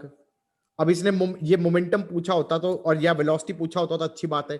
एंड में जाके वो क्या पूछ रहा है, काइनेटिक एनर्जी पूछ रहा है, तो काइनेटिक एनर्जी ऑफ एटम तो क्या हो जाएगी, हाफ mv स्क्वायर ना हो जाएगी, या p स्क्वायर बाय 2m ना हो जाएगा। और p अगर दिया हुआ है तो क्या हो जाएगा, h बाय लैम्डा का square by twice mass of atom ना हो जाएगा। How is that done? आया है समझ में? नहीं आया है? स्लो हो जाए क्या? थोड़ा थोड़ा या ज्यादा? थोड़ा ज्यादा, थोड़ा ज्यादा। लक्ष्य लिख लिया? नहीं लिखा? चलो एक काम करो ना, 2 मिनट का ब्रेक लो, अपने आप को डाइजेस्ट कर लो भाई, क्या बकवास करी है सर ने, कुछ तो अजीबोगरीब सी बातें हो रही हैं। Take a break. मान लो मैंने कहा था एनर्जी इज mc स्क्वायर, ठीक है, और m इंटू सी क्या हो जाएगा, e बाय सी, और इसे कह सकते हैं मोमेंटम, इसे कह सकते हैं मोमेंटम, हाँ या ना? मान लो मेरे पास बीम आ रही है, मान लो मेरे पास बीम आ रही है, और इस बीम की एनर्जी है E। E क्या है बेटा इसकी? Energy of beam. तो क्या मैं कह सकता हूं कि मोमेंटम ऑफ बीम कितना हो जाएगा? मोमेंटम ऑफ बीम हो जाएगा E बाय सी। बोलो हाँ। किस किस को ये बात समझ में आई है? Yes sir. जनरली वो लेकिन एनर्जी देता नहीं है, जनरली वो एनर्जी देता नहीं है। वो जनरली एनर्जी की जगह क्या देगा, क्या देगा? इंटेंसिटी दे देगा। क्या देगा? इंटेंसिटी देगा, कि इंटेंसिटी आई है और यहां पर कुछ डब्बा रख दिया, ये डब्बा रख दिया, और मैं ये कह दूंगा कि इसका एरिया हो गया A। ओके, इंटेंसिटी क्या होता था? एनर्जी पर second per unit area, energy पर सेकंड पर यूनिट एरिया, हाँ या ना? तो क्या मैं ये कह सकता हूं कि एनर्जी पर सेकंड कितना हो जाएगा, सॉरी क्या लिख दिया मैंने, एनर्जी पर सेकंड हो जाएगा इंटेंसिटी इनटू एरिया, हाँ या ना? और एनर्जी इन टाइम टी कितना हो जाएगा, एनर्जी इन टाइम टी वो हो जाएगा intensity into area into T. बोलो हाँ, किस किस को ये पल्ले पड़ रहा है, हाँ या ना? Yes sir. और मोमेंटम ऑफ बीम क्या हो गया, E by C. Momentum of beam क्या हो गया, ई बाई सी। अब जरा ये सोचो कि ये बीम आ रही है, इसका इंटेंसिटी आई है, इसका इंटेंसिटी आई है, पैरेलल रेज आ रही है, ये एरिया ए है, ये एरिया ए है, ये एरिया ए है, और मान लो ये 100% एब्जॉर्बिंग है, 100% एब्जॉर्बिंग है, हाँ या ना? तो क्या मैं कह सकता हूं कि इनिशियल मोमेंटम कितना हो गया, ई बाई सी, और फाइनल मोमेंटम कितना हो गया, ये इनिशियल मोमेंटम है राइट की तरफ, और फाइनल मोमेंटम कितना हो गया, जीरो। फाइनल मोमेंटम क्या हो गया, जीरो। और चेंज इन मोमेंटम क्या हो गया, डेल्टा पी। डेल्टा पी हो जाएगा final minus initial, final minus initial. तो चेंज इन मोमेंटम निकाल दिया भाई, चेंज इन मोमेंटम की वैल्यू कितनी हो गई, ई बाई सी, हाँ या ना? डायरेक्शन क्या हुई, final minus initial, change in momentum इधर की तरफ आया, और डेल्टा पी को डेल्टा टी से डिवाइड कर दिया, delta P bye delta T, ये क्या हो जाएगा, फोर्स। ये क्या हो जाएगा, फोर्स। फोर्स कितना हो जाएगा, E by c delta t, हाँ या ना? ई बाय डेल्टा टी क्या हो जाएगा, ई बाय डेल्टा टी क्या हो जाएगा गाइज, ओए ई बाय डेल्टा टी क्या हो गया, ई बाय डेल्टा टी क्या हो गया, एनर्जी पर सेकंड। एनर्जी पर सेकंड क्या हो गया, इंटेंसिटी इनटू एरिया। तो intensity into area by c, this is the force experienced by the beam, कौन सी डायरेक्शन में, इस डायरेक्शन में। By action reaction, by action reaction मैं ये कह सकता हूं कि बीम पे इधर की तरफ फोर्स लगा, तो इसका मतलब इस सरफेस के ऊपर किधर की तरफ फोर्स लगा होगा, इधर की तरफ फोर्स लगा होगा। कितना फोर्स लगा होगा, आई ए बाई सी। किस किस को ये पल्ले पड़ा, हाँ या ना? अच्छा, पक्का यार, अच्छे से समझ में आना चाहिए, अच्छे से इसलिए समझ में आना चाहिए क्योंकि 100% एब्जॉर्बिंग की जगह मैं कह देता 100% रिफ्लेक्टिंग, फिर क्या हो जाएगा,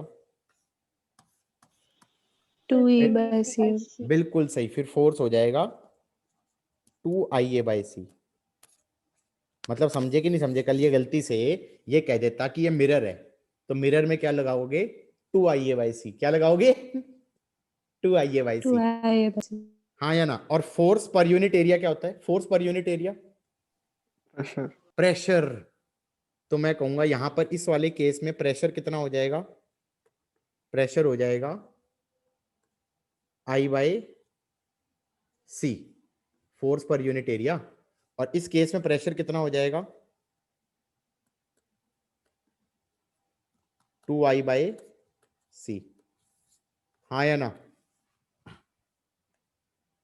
लिखते जाओ, और जब पूरा लिख लो तो बता देना एवरीबॉडी। रुक जाओ सर।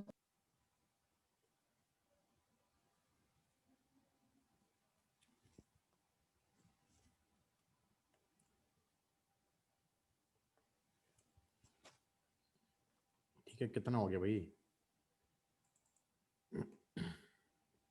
पहला लेक्चर होने वाला है। सो रेडिएशन प्रेशर पे हम पहुंच गए आखिरकार,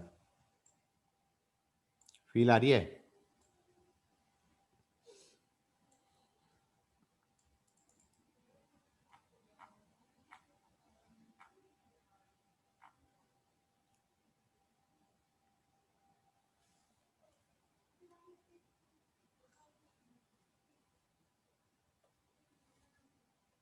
समझ में आ गया, लिख लिया सबने?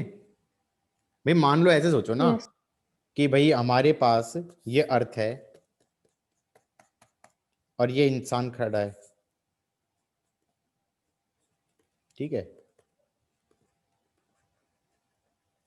और यहां पर सनरेज गिर रही है उस पे, और इंटेंसिटी है सपोज 10⁻³ वॉट पर मीटर स्क्वायर। तो इसके सर के ऊपर प्रेशर कितना लग रहा है? I/C, हाँ या ना? तो ये हो जाएगा 10⁻³ इंटू 10⁸ न्यूटन पर मीटर स्क्वायर। सही कह रहा हूं गाइज?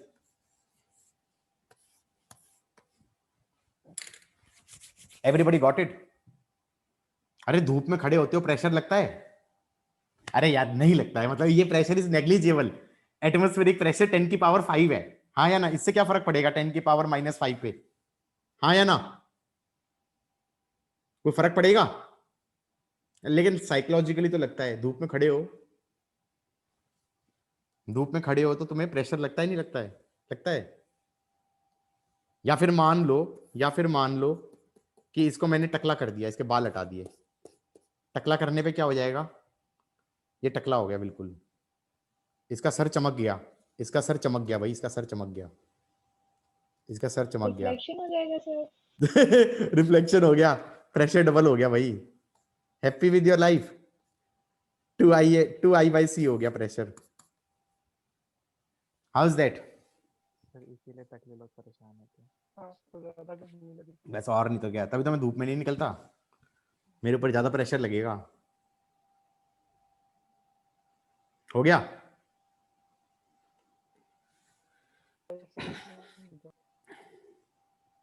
अरे क्वेश्चन समझ में आ, मतलब लॉजिक समझ में आ गया ना? मतलब मैंने अपने टाइम पे, मतलब बहुत साल पहले, आई थिंक 9th या 10th में होऊंगा, मैंने एक नॉवल पढ़ा था जिसके अंदर सोलर सेल का फंडा यूज किया गया था। सोलर सेल, सोलर सेल का मतलब क्या हुआ भाई? सनलाइट आ रही है, एक बड़ा सा छतरी सी बना दो, छतरी सेल सी बना दो, हाँ या ना? और सेल बना के सनलाइट को ट्रैप करो, और उसके फोटोन्स टकराएंगे तो वो उस स्पेसशिप को एक्सेलरेट कर सकता है, नहीं कर सकता है? अज्यूमिंग कि स्पेसशिप का मास काफी कम है। बच्चे सोच रहे हैं क्या क्या बकवास हो रही है ये। ऐसे सोचो ना कि ये सन है, ये सन है, और यहां पर छोटा सा स्पेसशिप है, ये छोटा सा स्पेसशिप है मास m का, और फिर ऐसे सोचो कि यहां पर बड़ी सी छतरी लगा दी, बड़ी सी छतरी लगा दी ऐसे, हाँ या ना? और ये सन से r डिस्टेंस की दूरी पे है, और फिर मैं कह दूंगा यहां पे इंटेंसिटी कितनी हो जाएगी? Power of sun is P। तुम्हारे सामने क्वेश्चन बना रहा हूं मैं, तो यहां पे इंटेंसिटी हो जाएगी P/4πr²। इसे मान लो कंप्लीटली रिफ्लेक्टिंग सरफेस है, इसका एरिया मान लो A है, ये इंटेंसिटी थी, तो इसका मतलब इस पे इधर की तरफ फोर्स लगेगी F। फोर्स कितनी हो जाएगी? 2IA/C। बोलो हाँ। दैट इज 2I की जगह लिख दोगे P/4πr² into A divided by C। इस पूरे का मास मान लो m है।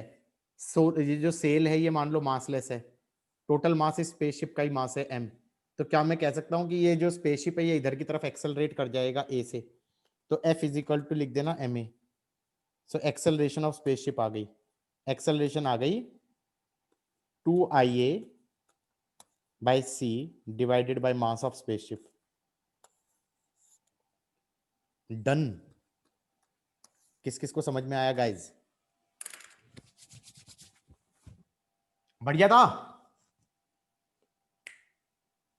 वो कोई कुछ नहीं बोल रहा। Yes sir. बच्चे होते हैं सर के ऊपर से जा रहे हैं तो मतलब अच्छे से जाने दो यार, क्या फर्क पड़ रहा है? मतलब अगर नहीं समझ रहे होगे ना तो दुखी कर दूंगा मैं। मतलब पता चला जी कल मैंने सोलर सेल को ये कह दिया कि ये 40% रिफ्लेक्टिंग है एंड 5% ट्रांसमिटिंग है,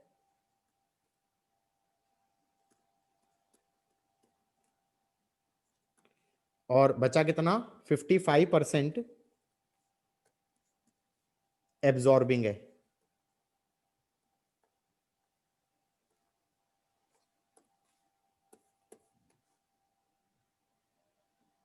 क्या मैं बहुत क्रूअल इंसान हूं कि ये क्या कर डाला मैंने?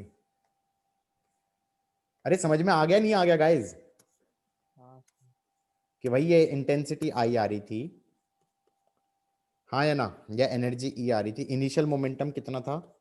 इनिशियल मोमेंटम था इधर की तरफ ई बाय सी, और उसके बाद 5% तो ट्रांसमिट हो गया, तो 5/100 ऑफ ई बाय सी तो ट्रांसमिट हो गया। इनिशियल मोमेंटम था ई बाय सी, और 40% रिफ्लेक्टिंग हो गया, तो 40/100 ई बाय सी रिफ्लेक्ट हो गया। तो मैंने कहा चेंज इन मोमेंटम कितना हो जाएगा, और बाकी का जीरो हो गया। तो final momentum upon minus initial momentum, final minus initial, take this direction to be say positive, that will be say delta P. तो फाइनल हो गया minus of 0.4 E by C plus 0.05 E by C minus E by C, that will be कितना हो गया ये, minus 1.4 E by C plus 0.05 E by C, ये हो गया minus 1.35, sorry 1.35 E by C. ये हो गया change in momentum. Change in momentum upon delta T, ये हो गया फोर्स। और लाइट के ऊपर फोर्स नेट कितना लगा है, लेफ्ट की तरफ लगा है कितना, 1.35 E by c delta t. E by delta t energy per second हो जाएगा, energy per second, that's going to be power. Power क्या हो गया, इंटेंसिटी इनटू एरिया। तो ये हो गया 1.35 I A by C.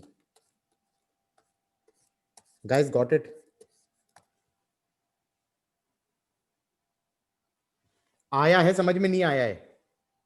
Yes, sir. और Yes, फिर कह दिया इसका मास था m, तो इसकी एक्सेलरेशन इधर की तरफ a हो जाएगी, और a कितना हो जाएगा, 1.35 IA by c divided by mass. So ये एक्सटेम्पोर के क्वेश्चन बनाना कहते हैं इसे, कुछ भी बना दिया। गाइस बढ़िया लगा? अरे बोलो हाँ। Yes, sir. Yes, sir. Good. Tough तो हम पढ़ाते ही नहीं,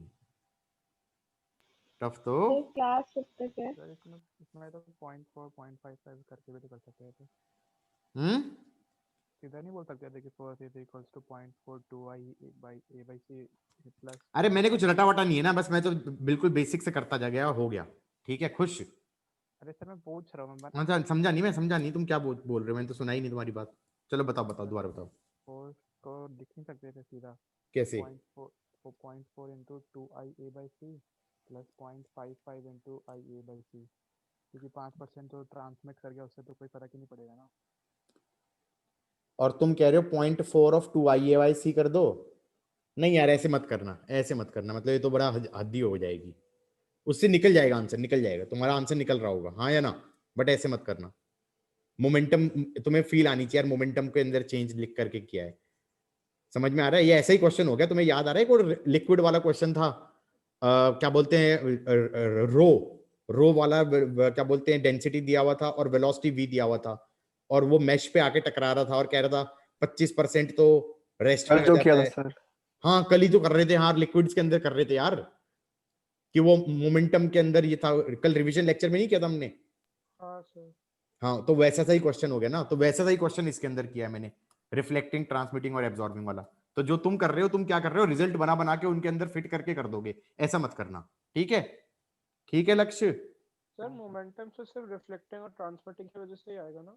हाँ नहीं, ट्रांसमिटिंग की वजह से आएगा और रिफ्लेक्टिंग की वजह से आएगा। एब्जॉर्बिंग का तो जीरो हो गया ना, लिखा भी होगा मैंने कहीं, यहाँ पर जीरो हो गया, ये जीरो, ये एब्जॉर्बिंग वाला जीरो है भाई। Everybody got it? चलो ऐसे ही एक क्वेश्चन करते हैं। ऐसी एक क्वेश्चन है कि हमारे पास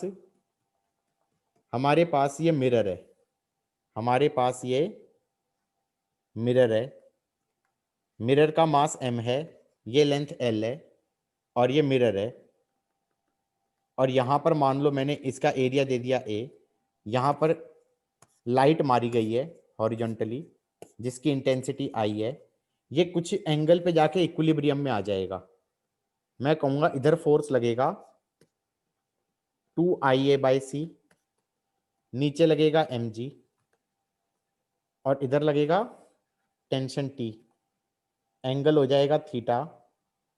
और ये क्वेश्चन बन गया HC वर्मा का क्वेश्चन, सॉल्व क्वेश्चन है। T cos थीटा हो गया mg और T sin थीटा आ गया 2IA/c,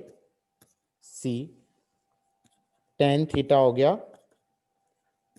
2IA/c divided bye mg और टेंशन हो गया mg का स्क्वायर प्लस 2IA/c का स्क्वायर का अंडर द रूट। हाँ या ना? किस किस को ये समझ में आ गया? फिर मेरे दिमाग में एक सिक्स सेंस जगा, मैंने कहा इसको लिख दिया m इंटू जी इफेक्टिव। बोलो हाँ। और अब यहां से हल्का सा डिस्प्लेस कर दिया, अब ये करेगा SHM इस पॉइंट के अबाउट। बोलो हाँ। और सीधा बोल दूंगा time period of SHM, time period of SHM is 2 pi root L/G effective, और G इफेक्टिव को सीधा लिख देना mg का स्क्वायर प्लस 2IA/c का स्क्वायर का under the root divided by m। This is your G effective. इसे कहते हैं डन।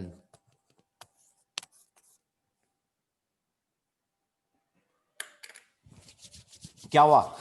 अब ज्यादा हो गया लग रहा है। गाइस कैसा लगा? अरे हाँ ना में जवाब दो यार। हाँ सर, सही है। बढ़िया लग रहा है? क्या सर? क्यों ना ऐसा बेटा, कैसा लगा? अच्छा है सर। ये बताओ, मॉडर्न फिजिक्स में कुछ भी चल रहा है क्या? सब आ गया सर। सब आ गया ना? आ गया, सब आ हाँ। गया, सब आ गया। इसीलिए तो लोगों को मॉडर्न फिजिक्स समझ नहीं आ रहा होता, और उनका आधे बच्चों को तो 99% तो SHM ही नहीं आता होगा, और SHM के अंदर G इफेक्टिव वाला फंडा तो बिल्कुल ही भूल चुके होंगे। ठीक है, कुछ को न्यूटन लॉ ही नहीं आता होगा।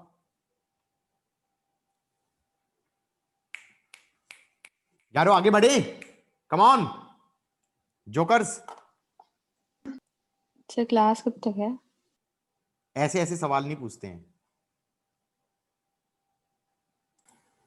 हाँ भाई यार, पिछले क्वेश्चन में समझो क्या था। पिछले क्वेश्चन में यह था कि मिरर टांग दिया था रस्सी से, और लाइट कंटिन्यूअसली मारी थी, और फिर कहा था कि वो मिरर किसी एंगल पे जाके इक्विलिब्रियम में चला गया, तो वो एंगल निकालो और टेंशन निकालो। पहला पार्ट तो वो था। सेकंड पार्ट ये था जो इक्विलिब्रियम आ गया वहां से हल्के से एंगल से डिस्प्लेस कर दिया, सपोज एंगल फाई से, तो वो उस मीन पोजीशन के about, this will be your mean position, इस मीन पोजीशन के अबाउट SHM करेगा, और उस SHM का टाइम पीरियड निकाल दो, जिसको मैंने डायरेक्टली बोल दिया बिना सॉल्व करे, 2 पाई रूट L/G हो जाएगा। G इफेक्टिव हो जाएगा। G इफेक्टिव क्या हो जाएगा? टेंशन बाय मास हो जाएगा। गॉट इट और नॉट एवरीबॉडी? यस समझ में आ सर। रहा है? अब मैंने एक एक क्वेश्चन दिया, इस क्वेश्चन में और प्रीवियस क्वेश्चन में डिफरेंस सोचने की कोशिश करो कि ये इसमें क्या पूछने की कोशिश कर रहा है।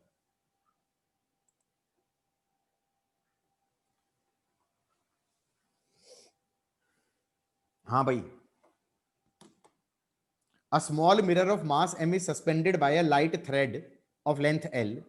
The angle through which the thread will be deflected if a short pulse of laser of energy E falls normally on the mirror. यार तुम्हें ये फील आ रही है?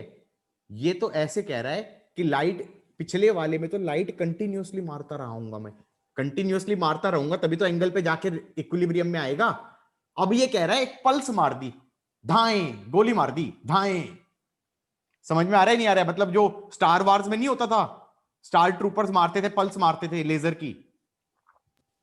Yes sir. तो ये कोलिजन वाला क्वेश्चन बनेगा। ये पक्का क्या बनाने की कोशिश कर रहा है, ये मुझे फील आ रही है कि ये मिरर टंगा हुआ था यहां से, और ये मिरर टंगा हुआ था, और यहां पर पल्स आई जिसकी एनर्जी ई थी, और ये मिरर पे आके टकराई, तो इसका मोमेंटम इनिशियल था E by c. Change in momentum कितना आ गया गाइस? 2e बाय सी। हाँ या ना? क्योंकि टकराने के बाद ये पल्स जा रही होगी इधर की तरफ e बाय सी से, बोलो हाँ। और ये इस मास की वेलोसिटी हो गई v। By conservation of linear momentum can I say 2e by c is change in momentum should be equal to mv। यार वेलोसिटी दे दी इसकी। अब क्वेश्चन ये बनता है कि इस पार्टिकल को वेलोसिटी v दे दें तो कितने एंगल तक ये मिरर जाएगा। तो अब मैं ये कहूंगा ये कंजर्वेशन ऑफ एनर्जी का क्वेश्चन हो गया। यहां पे आते आते इसकी वेलोसिटी 0 हो जाएगी। Loss in kinetic energy, loss in kinetic energy हो जाएगा half mv square is gain in GP, gain in GP हो जाएगा mg l minus L cos theta, तो that is 1 minus cos theta. फिर क्वेश्चन के अंदर देखते हुए, थीटा पूछा इसने, थीटा पूछा है, क्वेश्चन में देखते हुए मुझे बिल्कुल कहीं एंगल में कॉस इनवर्स नहीं दिख रहा। दिख रहा है कि नहीं कॉस इनवर्स? दिख रहा है किसी को कॉस इनवर्स? दिख रहा है आंसर में कॉस इनवर्स? नहीं सर। नहीं दिख रहा ना?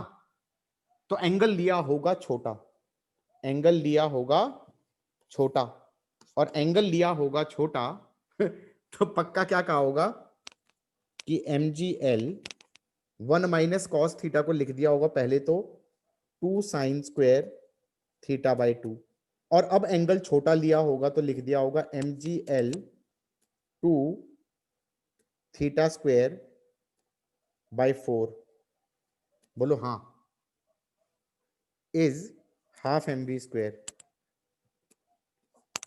कुछ कुछ पल्ले पड़ रहा है। अब ये गया कट, ठीक है, एम भी कट गया, तो ये आ जाएगा थीटा आ जाएगा v upon root g l, v upon root g l. Got it? और v कहां से निकलेगा? v निकलेगा यहां से, तो ये आ जाएगा 2e by c into m divided by root g l. ऐसा कोई ऑप्शन भी है? हो। D option. डी ऑप्शन है। Done. And by the way ये पावर नहीं है, ये एनर्जी होगी। किस किस को चमक गया है question? Guys how is that? बढ़िया था? Yes sir. ठीक है। सो सपोज करें इसी बात पे एक और क्वेश्चन देखते हैं। लिख लिया सबने? गाइस ये क्वेश्चन है, radiation force experienced by body exposed to radiation of intensity I assuming surface to be perfectly absorbing। मैंने कहा इनिशियली हमारा मोमेंटम कितना था? E बाय सी, हाँ या ना? और मैं कहूंगा फाइनल मोमेंटम क्या हो गया? 0। यही तो हो गया, क्योंकि इसने परफेक्टली एब्जॉर्बिंग बोला है। बात समझ में आई या नहीं आई? तो मैं कहूंगा चेंज इन मोमेंटम कितना हो जाएगा? चेंज इन मोमेंटम हो जाएगा E बाय सी, इसको डेल्टा टी से डिवाइड कर दूंगा तो ये फोर्स हो जाएगा। एनर्जी पर सेकंड क्या होगा? Intensity into area, effective area ये होगा I into pi are square by C. Done. इस क्वेश्चन से हमें यह भी समझ में आ रहा है कि अगर स्फीयर होता, उस पे गिरता तो रेडियस आर होता, और फिर से ये कह रहा है 100% एब्जॉर्बिंग है।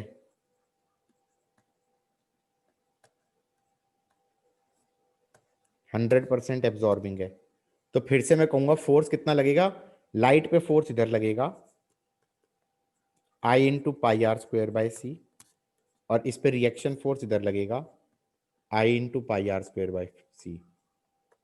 Everybody got it? मजा तब आएगा जब 100% रिफ्लेक्टिंग मानेंगे तो।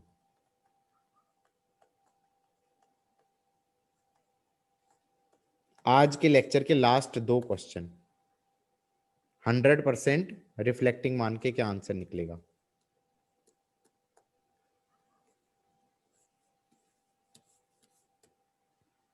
एवरीबॉडी ट्राई हम्म, ट्राई कर सकते हैं ना? यार ट्राई मैं ही करा देता हूँ, उसके बाद आप ही करा दो। सॉल्यूशन देख के समझते रहना कई बार, क्योंकि थोड़ा टफ है, मेरे को लगता नहीं कि होएगा। ठीक है, टाइम और लग जाएगा। 1 सेकंड से ऊपर कर दो बस।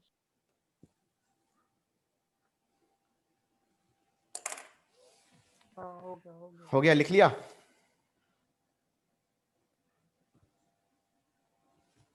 Let's start guys.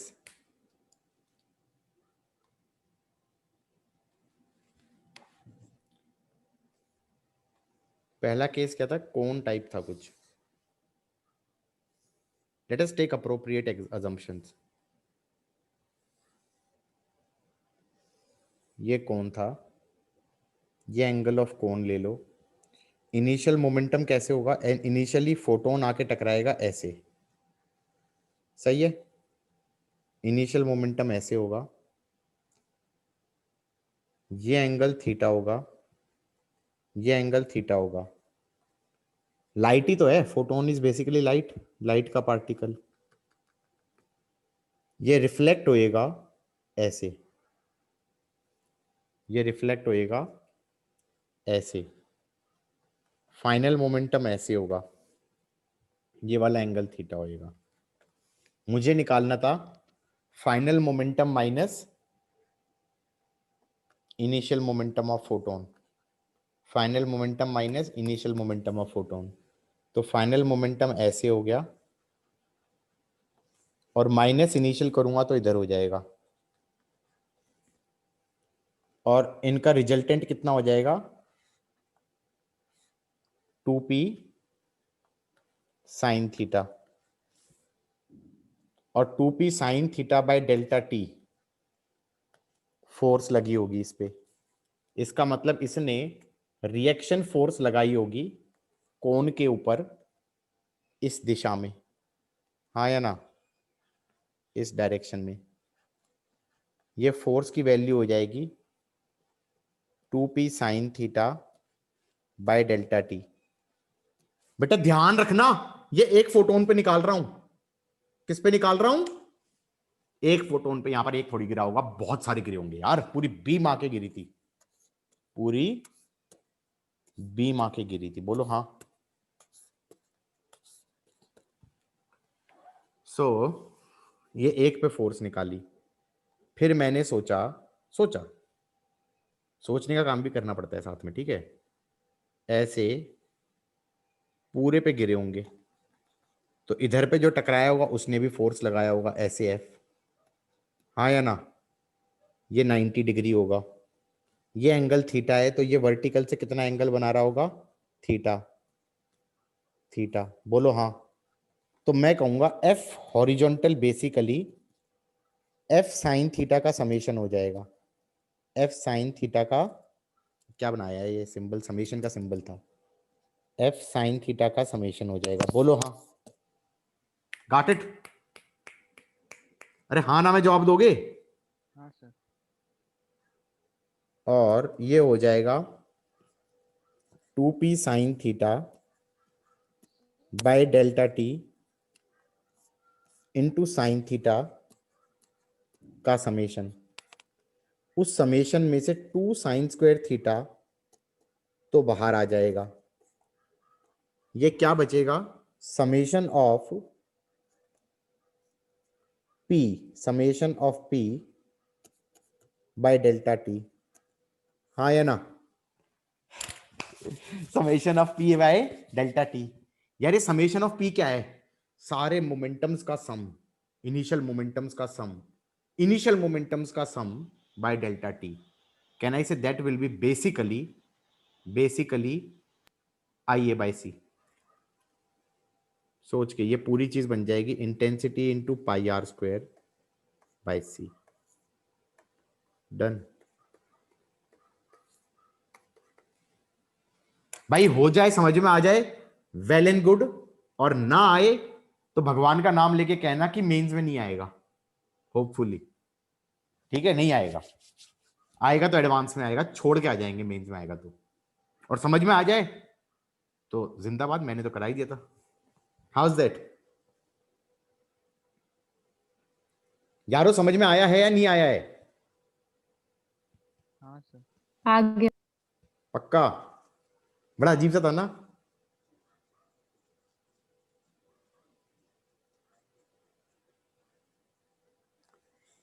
यार ये तो तब भी आसान था, ये तो तब भी आसान था, क्योंकि इसमें एटलीस्ट सब जगह एंगल थीटा कांस्टेंट था। इसमें हर जगह एंगल थीटा कांस्टेंट था। कांस्टेंट इसलिए था क्योंकि सबके सब सेम एंगल पे आके टकराएंगे, कि ये वाला भी ऐसे आके टकराएगा तो ये वाला एंगल थीटा होगा, तो रिफ्लेक्ट करेगा तो ये ऐसे ही जाएगा एंगल थीटा। वो स्फीयर वाला तो और भी गंदा होएगा, नहीं होएगा? अगर ये कहे कि अगला क्वेश्चन है कि हमने स्फीयर ले लिया, ये स्फीयर ले लिया, इसका रेडियस आर है और ये 100% रिफ्लेक्टिंग है, 100% रिफ्लेक्टिंग है। किस किस को ये समझ में आ रहा है? और ऐसे इंटेंसिटी आ रही है, ऐसे इंटेंसिटी आ रही है आई, हाँ या ना? अब ये 100% एब्जॉर्बिंग होता तो डायरेक्टली बोल दिया था I into pi are square by C, इतना फोर्स लगता राइट की तरफ, किसके ऊपर? बॉल के ऊपर, और लाइट पे लगता लेफ्ट की तरफ। ठीक है, समझ में आया कि नहीं आया? 100% रिफ्लेक्टिंग वाले में दिक्कत आ गई, कोन वाले में तो तब भी एंगल थीटा कांस्टेंट था। यहां पर तो एंगल ऑफ रिफ्लेक्शन हर एक के लिए अलग अलग ना हो जाएगा। खुद देखो, जो ये वाला आके टकराएगा, ऐसे बना लो ना, ऐसे बना लिया, ये वाला आके टकराएगा ऐसे दाएं, तो क्या मैं ये कह सकता हूं कि यहां पर ये ऐसे रिफ्लेक्ट होएगा, क्योंकि लाइट ऐसे आई और ऐसे रिफ्लेक्ट हो गई। अगले वाली जो यहां पे आएगी तो नॉर्मल बनाओगे ऐसे, वो ऐसे रिफ्लेक्ट हो जाएगी। और फिर जो अगले वाला जो फोटोन आएगा वो ऐसे आएगा, तो ये ऐसे रिफ्लेक्ट हो जाएगा। किस किस को ये समझ में आ रहा है कि यहां पर तो थीटा भी वेरिएबल होगा? बोलो हाँ। Yes sir. कोन के अंदर तो वो थीटा कांस्टेंट था या नहीं था? ठीक है, इसमें एंगल भी चेंज होता जाएगा, तो हर एक फोटोन के कारण जो फोर्स आएगी, इसमें तो सीधा कह दिया था कि यार देखो एफ का sign component F sine theta कर देना, एफ साइन थीटास का सम एफ हॉरिजॉन्टल हो जाएगा। यार इसमें थीटा कांस्टेंट था, यहां पर ये वाला जो थीटा आएगा ना, ये वेरिएबल आएगा, हाँ या ना? तो लेट अस ट्राई इसके अंदर फिर से डायग्राम बना देते हैं।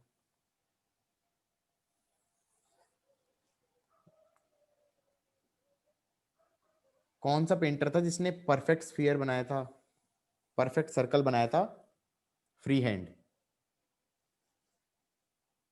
कोई पेंटर था, कोई कहानी हमने सुनी थी बचपन में। तुम बताइए, नहीं बताइए? क्या सर? अरे किसी पेंटर को किससे पूछा कि भाई तुम, मतलब एनीवे पता नहीं कुछ चैलेंज था या क्या था, तो ही सेड कि ओके, उसने परफेक्ट सर्कल बना दिया free hand, which is pretty difficult to draw. Anyway let's forget it, बाद में बात करेंगे कभी। एंगल थीटा पे d theta at the centre, subtend करने वाले एलिमेंट्स ले लो, सरफेस के एलिमेंट्स,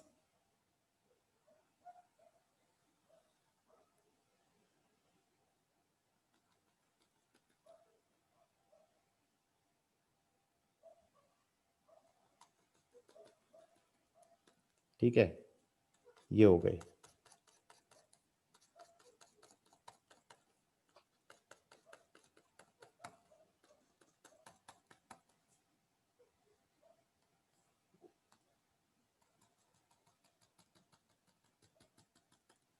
यहां पर इस शेडेड पोर्शन पे जितने भी फोटोन टकराएंगे, ऐसे आके टकरा रहे हैं, मान लो ऐसे ही आके टकराएंगे, ये इनिशियल मोमेंटम हो गया, ये नॉर्मल का रोल प्ले करेगा, ये वाला एंगल थीटा हो जाएगा, तो वो कितने पे रिफ्लेक्ट होंगे? थीटा पे ही रिफ्लेक्ट होंगे। गाइस गॉट इट और नॉट?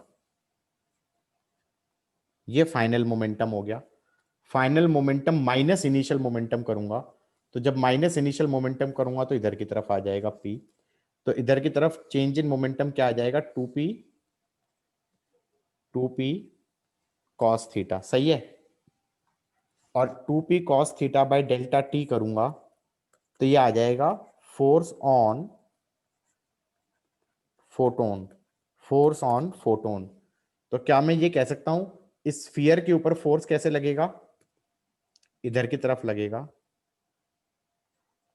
फोर्स ऑन स्फीयर कितना हो जाएगा? 2p cos theta by delta T. ये फोर्स किसके कारण है? Due to one photon, due to one photon. हाँ या ना? एवरीबॉडी गॉट इट और नॉट? और ये पूरे पे लगेगा ऐसे, इधर भी फोटोन टकरा रहे होंगे। अब मैं कह सकता हूं कि इनका कौन सा कंपोनेंट बचेगा? इनका कॉस कंपोनेंट बचेगा, हॉरिजॉन्टल कंपोनेंट। इनका वर्टिकल कंपोनेंट तो कट जाएगा, नहीं कट जाएगा? लेकिन रुको पहले, रुको पहले, सोचो जरा, ये एक फोटोन का निकल के आया है यार, एक फोटोन थोड़ी गिर रहा होगा इस शेडेड पोर्शन पे। इस शेडेड पोर्शन पे भी तो बहुत सारे फोटोन गिरेंगे, हाँ या ना? तो पहले तो ये डीएफ निकालना पड़ेगा मुझे। तो ये तो फोर्स ऑन स्फीयर है due to one photon. DF की वैल्यू कितनी होगी? Summation of 2p cos theta by delta t. किस किस को ये समझ में आया? इसको डीएफ बोल दो ना, ये पूरा डीएफ है बेसिकली, ये पूरा डीएफ है, ये पूरा डीएफ है।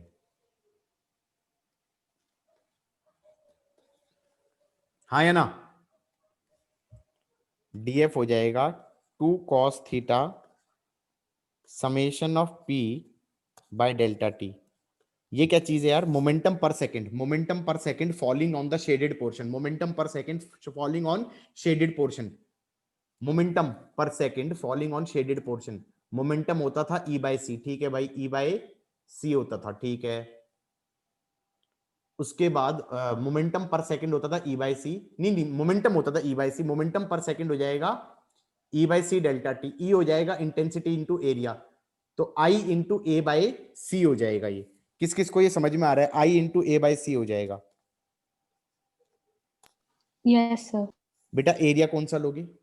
शेडेड पोर्शन का एरिया। शेडेड पोर्शन का एरिया क्या हो जाएगा?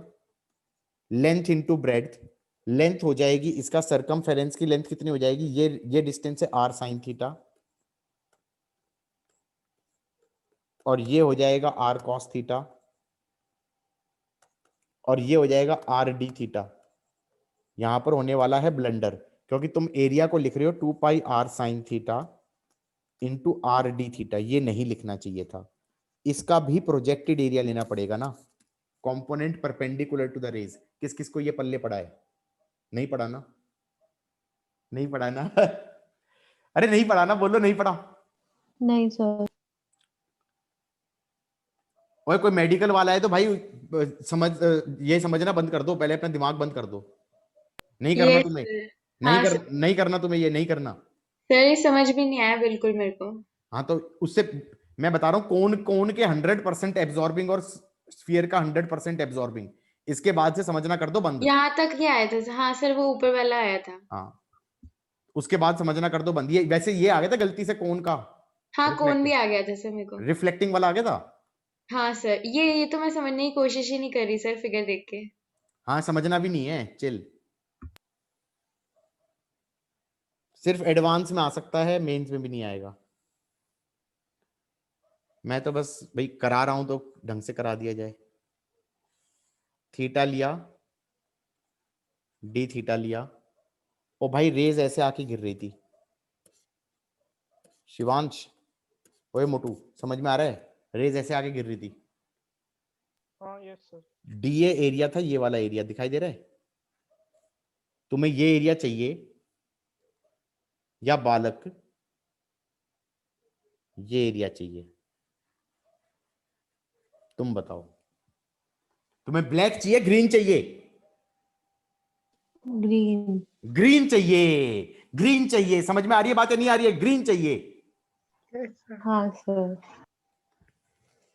हे भगवान, जैसे लेट अस सी। ये था डीए और ओए होए, ये था थीटा और यहां पर कुछ हल्का सा ये ले लिया। ये टेंजेंट के अलोंग होगा ना, एरिया तो टेंजेंट के अलोंग होगा। तो हमने कह दिया a line makes angle theta with horizontal, a line perpendicular to that makes theta with vertical. तो दिस इज थीटा ना। किस किस को चमकाइए, सॉरी ये डी थीटा नहीं थीटा है। किस किस को ये चमका कि ये थीटा होगा? यस हाँ सर। सर। Yes sir. क्योंकि टेक्निकली ऐसे बोल दो, this line makes angle theta with horizontal, a line perpendicular to that makes theta with vertical. So can I say this area is dA cos theta? This area is dA cos theta. किस किस को चमका है ये? Yes sir. पक्का? सो ये area की जगह क्या लिखना था? I into A, D A by C लिखना था। I into D A by C. ये डी ए ये होगा ही नहीं, I into D A cos theta by C होगा। ये डीएफ आएगा। Please for God sake DF पे इंटीग्रेशन मत मार देना, क्योंकि इंटीग्रेशन है एफ हॉरिजॉन्टल। एफ हॉरिजॉन्टल क्या बनेगा? डायग्राम देख के एफ हॉरिजॉन्टल क्या बनेगा? भाई सब ट्यूबलाइट हैं, सो रहे हैं।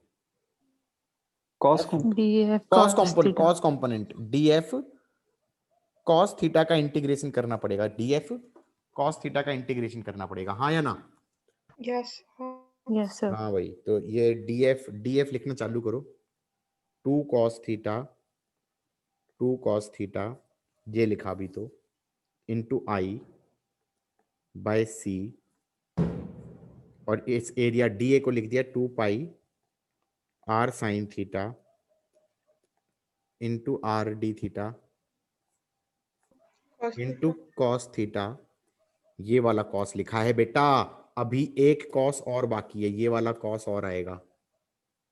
Into cos theta integration theta goes from 0 से 90। This is F horizontal towards right. Got it? ये आ जाएगा 4 pi are square into I by C. 4 pi are square into I by C integration of cos, कितने cos हैं भाई? Cos cube theta into sine theta into D theta 0 से 90। 0 से 90। Got it और not? Yes. Substitution लगा दो, cos theta को लिख दो टी, तो ये आ जाएगा minus sine theta D theta is D T, हाँ या ना? तो ये आ जाएगा कॉस की माइनस कॉस की पावर 4 थीटा बाय 4। इसका इंटीग्रल बन जाएगा माइनस कॉस की पावर कॉस थीटा की पावर 4 बाय 4, 0 से लेकर 90। कॉस 90 कितना होता है भाई? 0। तो 0। माइनस 1 बाय 4, ये हो गया 0 माइनस 1, तो ये बन गया 1 बाय 4। यार इसका आंसर बहुत फनी है, मतलब लाइफ के ने ना हमारे साथ किया धोखा। यहां पर जिसने 100% एब्जॉर्बिंग और 100% रिफ्लेक्टिंग के अंदर डिफरेंस समझा और क्वेश्चन आया 100% रिफ्लेक्टिंग, उसने अपने प्राणों की आहुति लगा दी ना हमने आहुति। और क्या मिला हमें? क्या मिला हमें? Same answer. सेम आंसर मिल गया। तो मतलब जो गधा था, जिसने रिफ्लेक्शन और एब्जॉर्बिंग वाले का फर्क ही नहीं समझा, वो भी आंसर यही लिख के आएगा, I into pi are square by C लिख के आएगा ना। इस वाले, इसीलिए ये क्वेश्चन कभी आना नहीं चाहिए, नहीं आना चाहिए ना। आना चाहिए क्या? नहीं सर।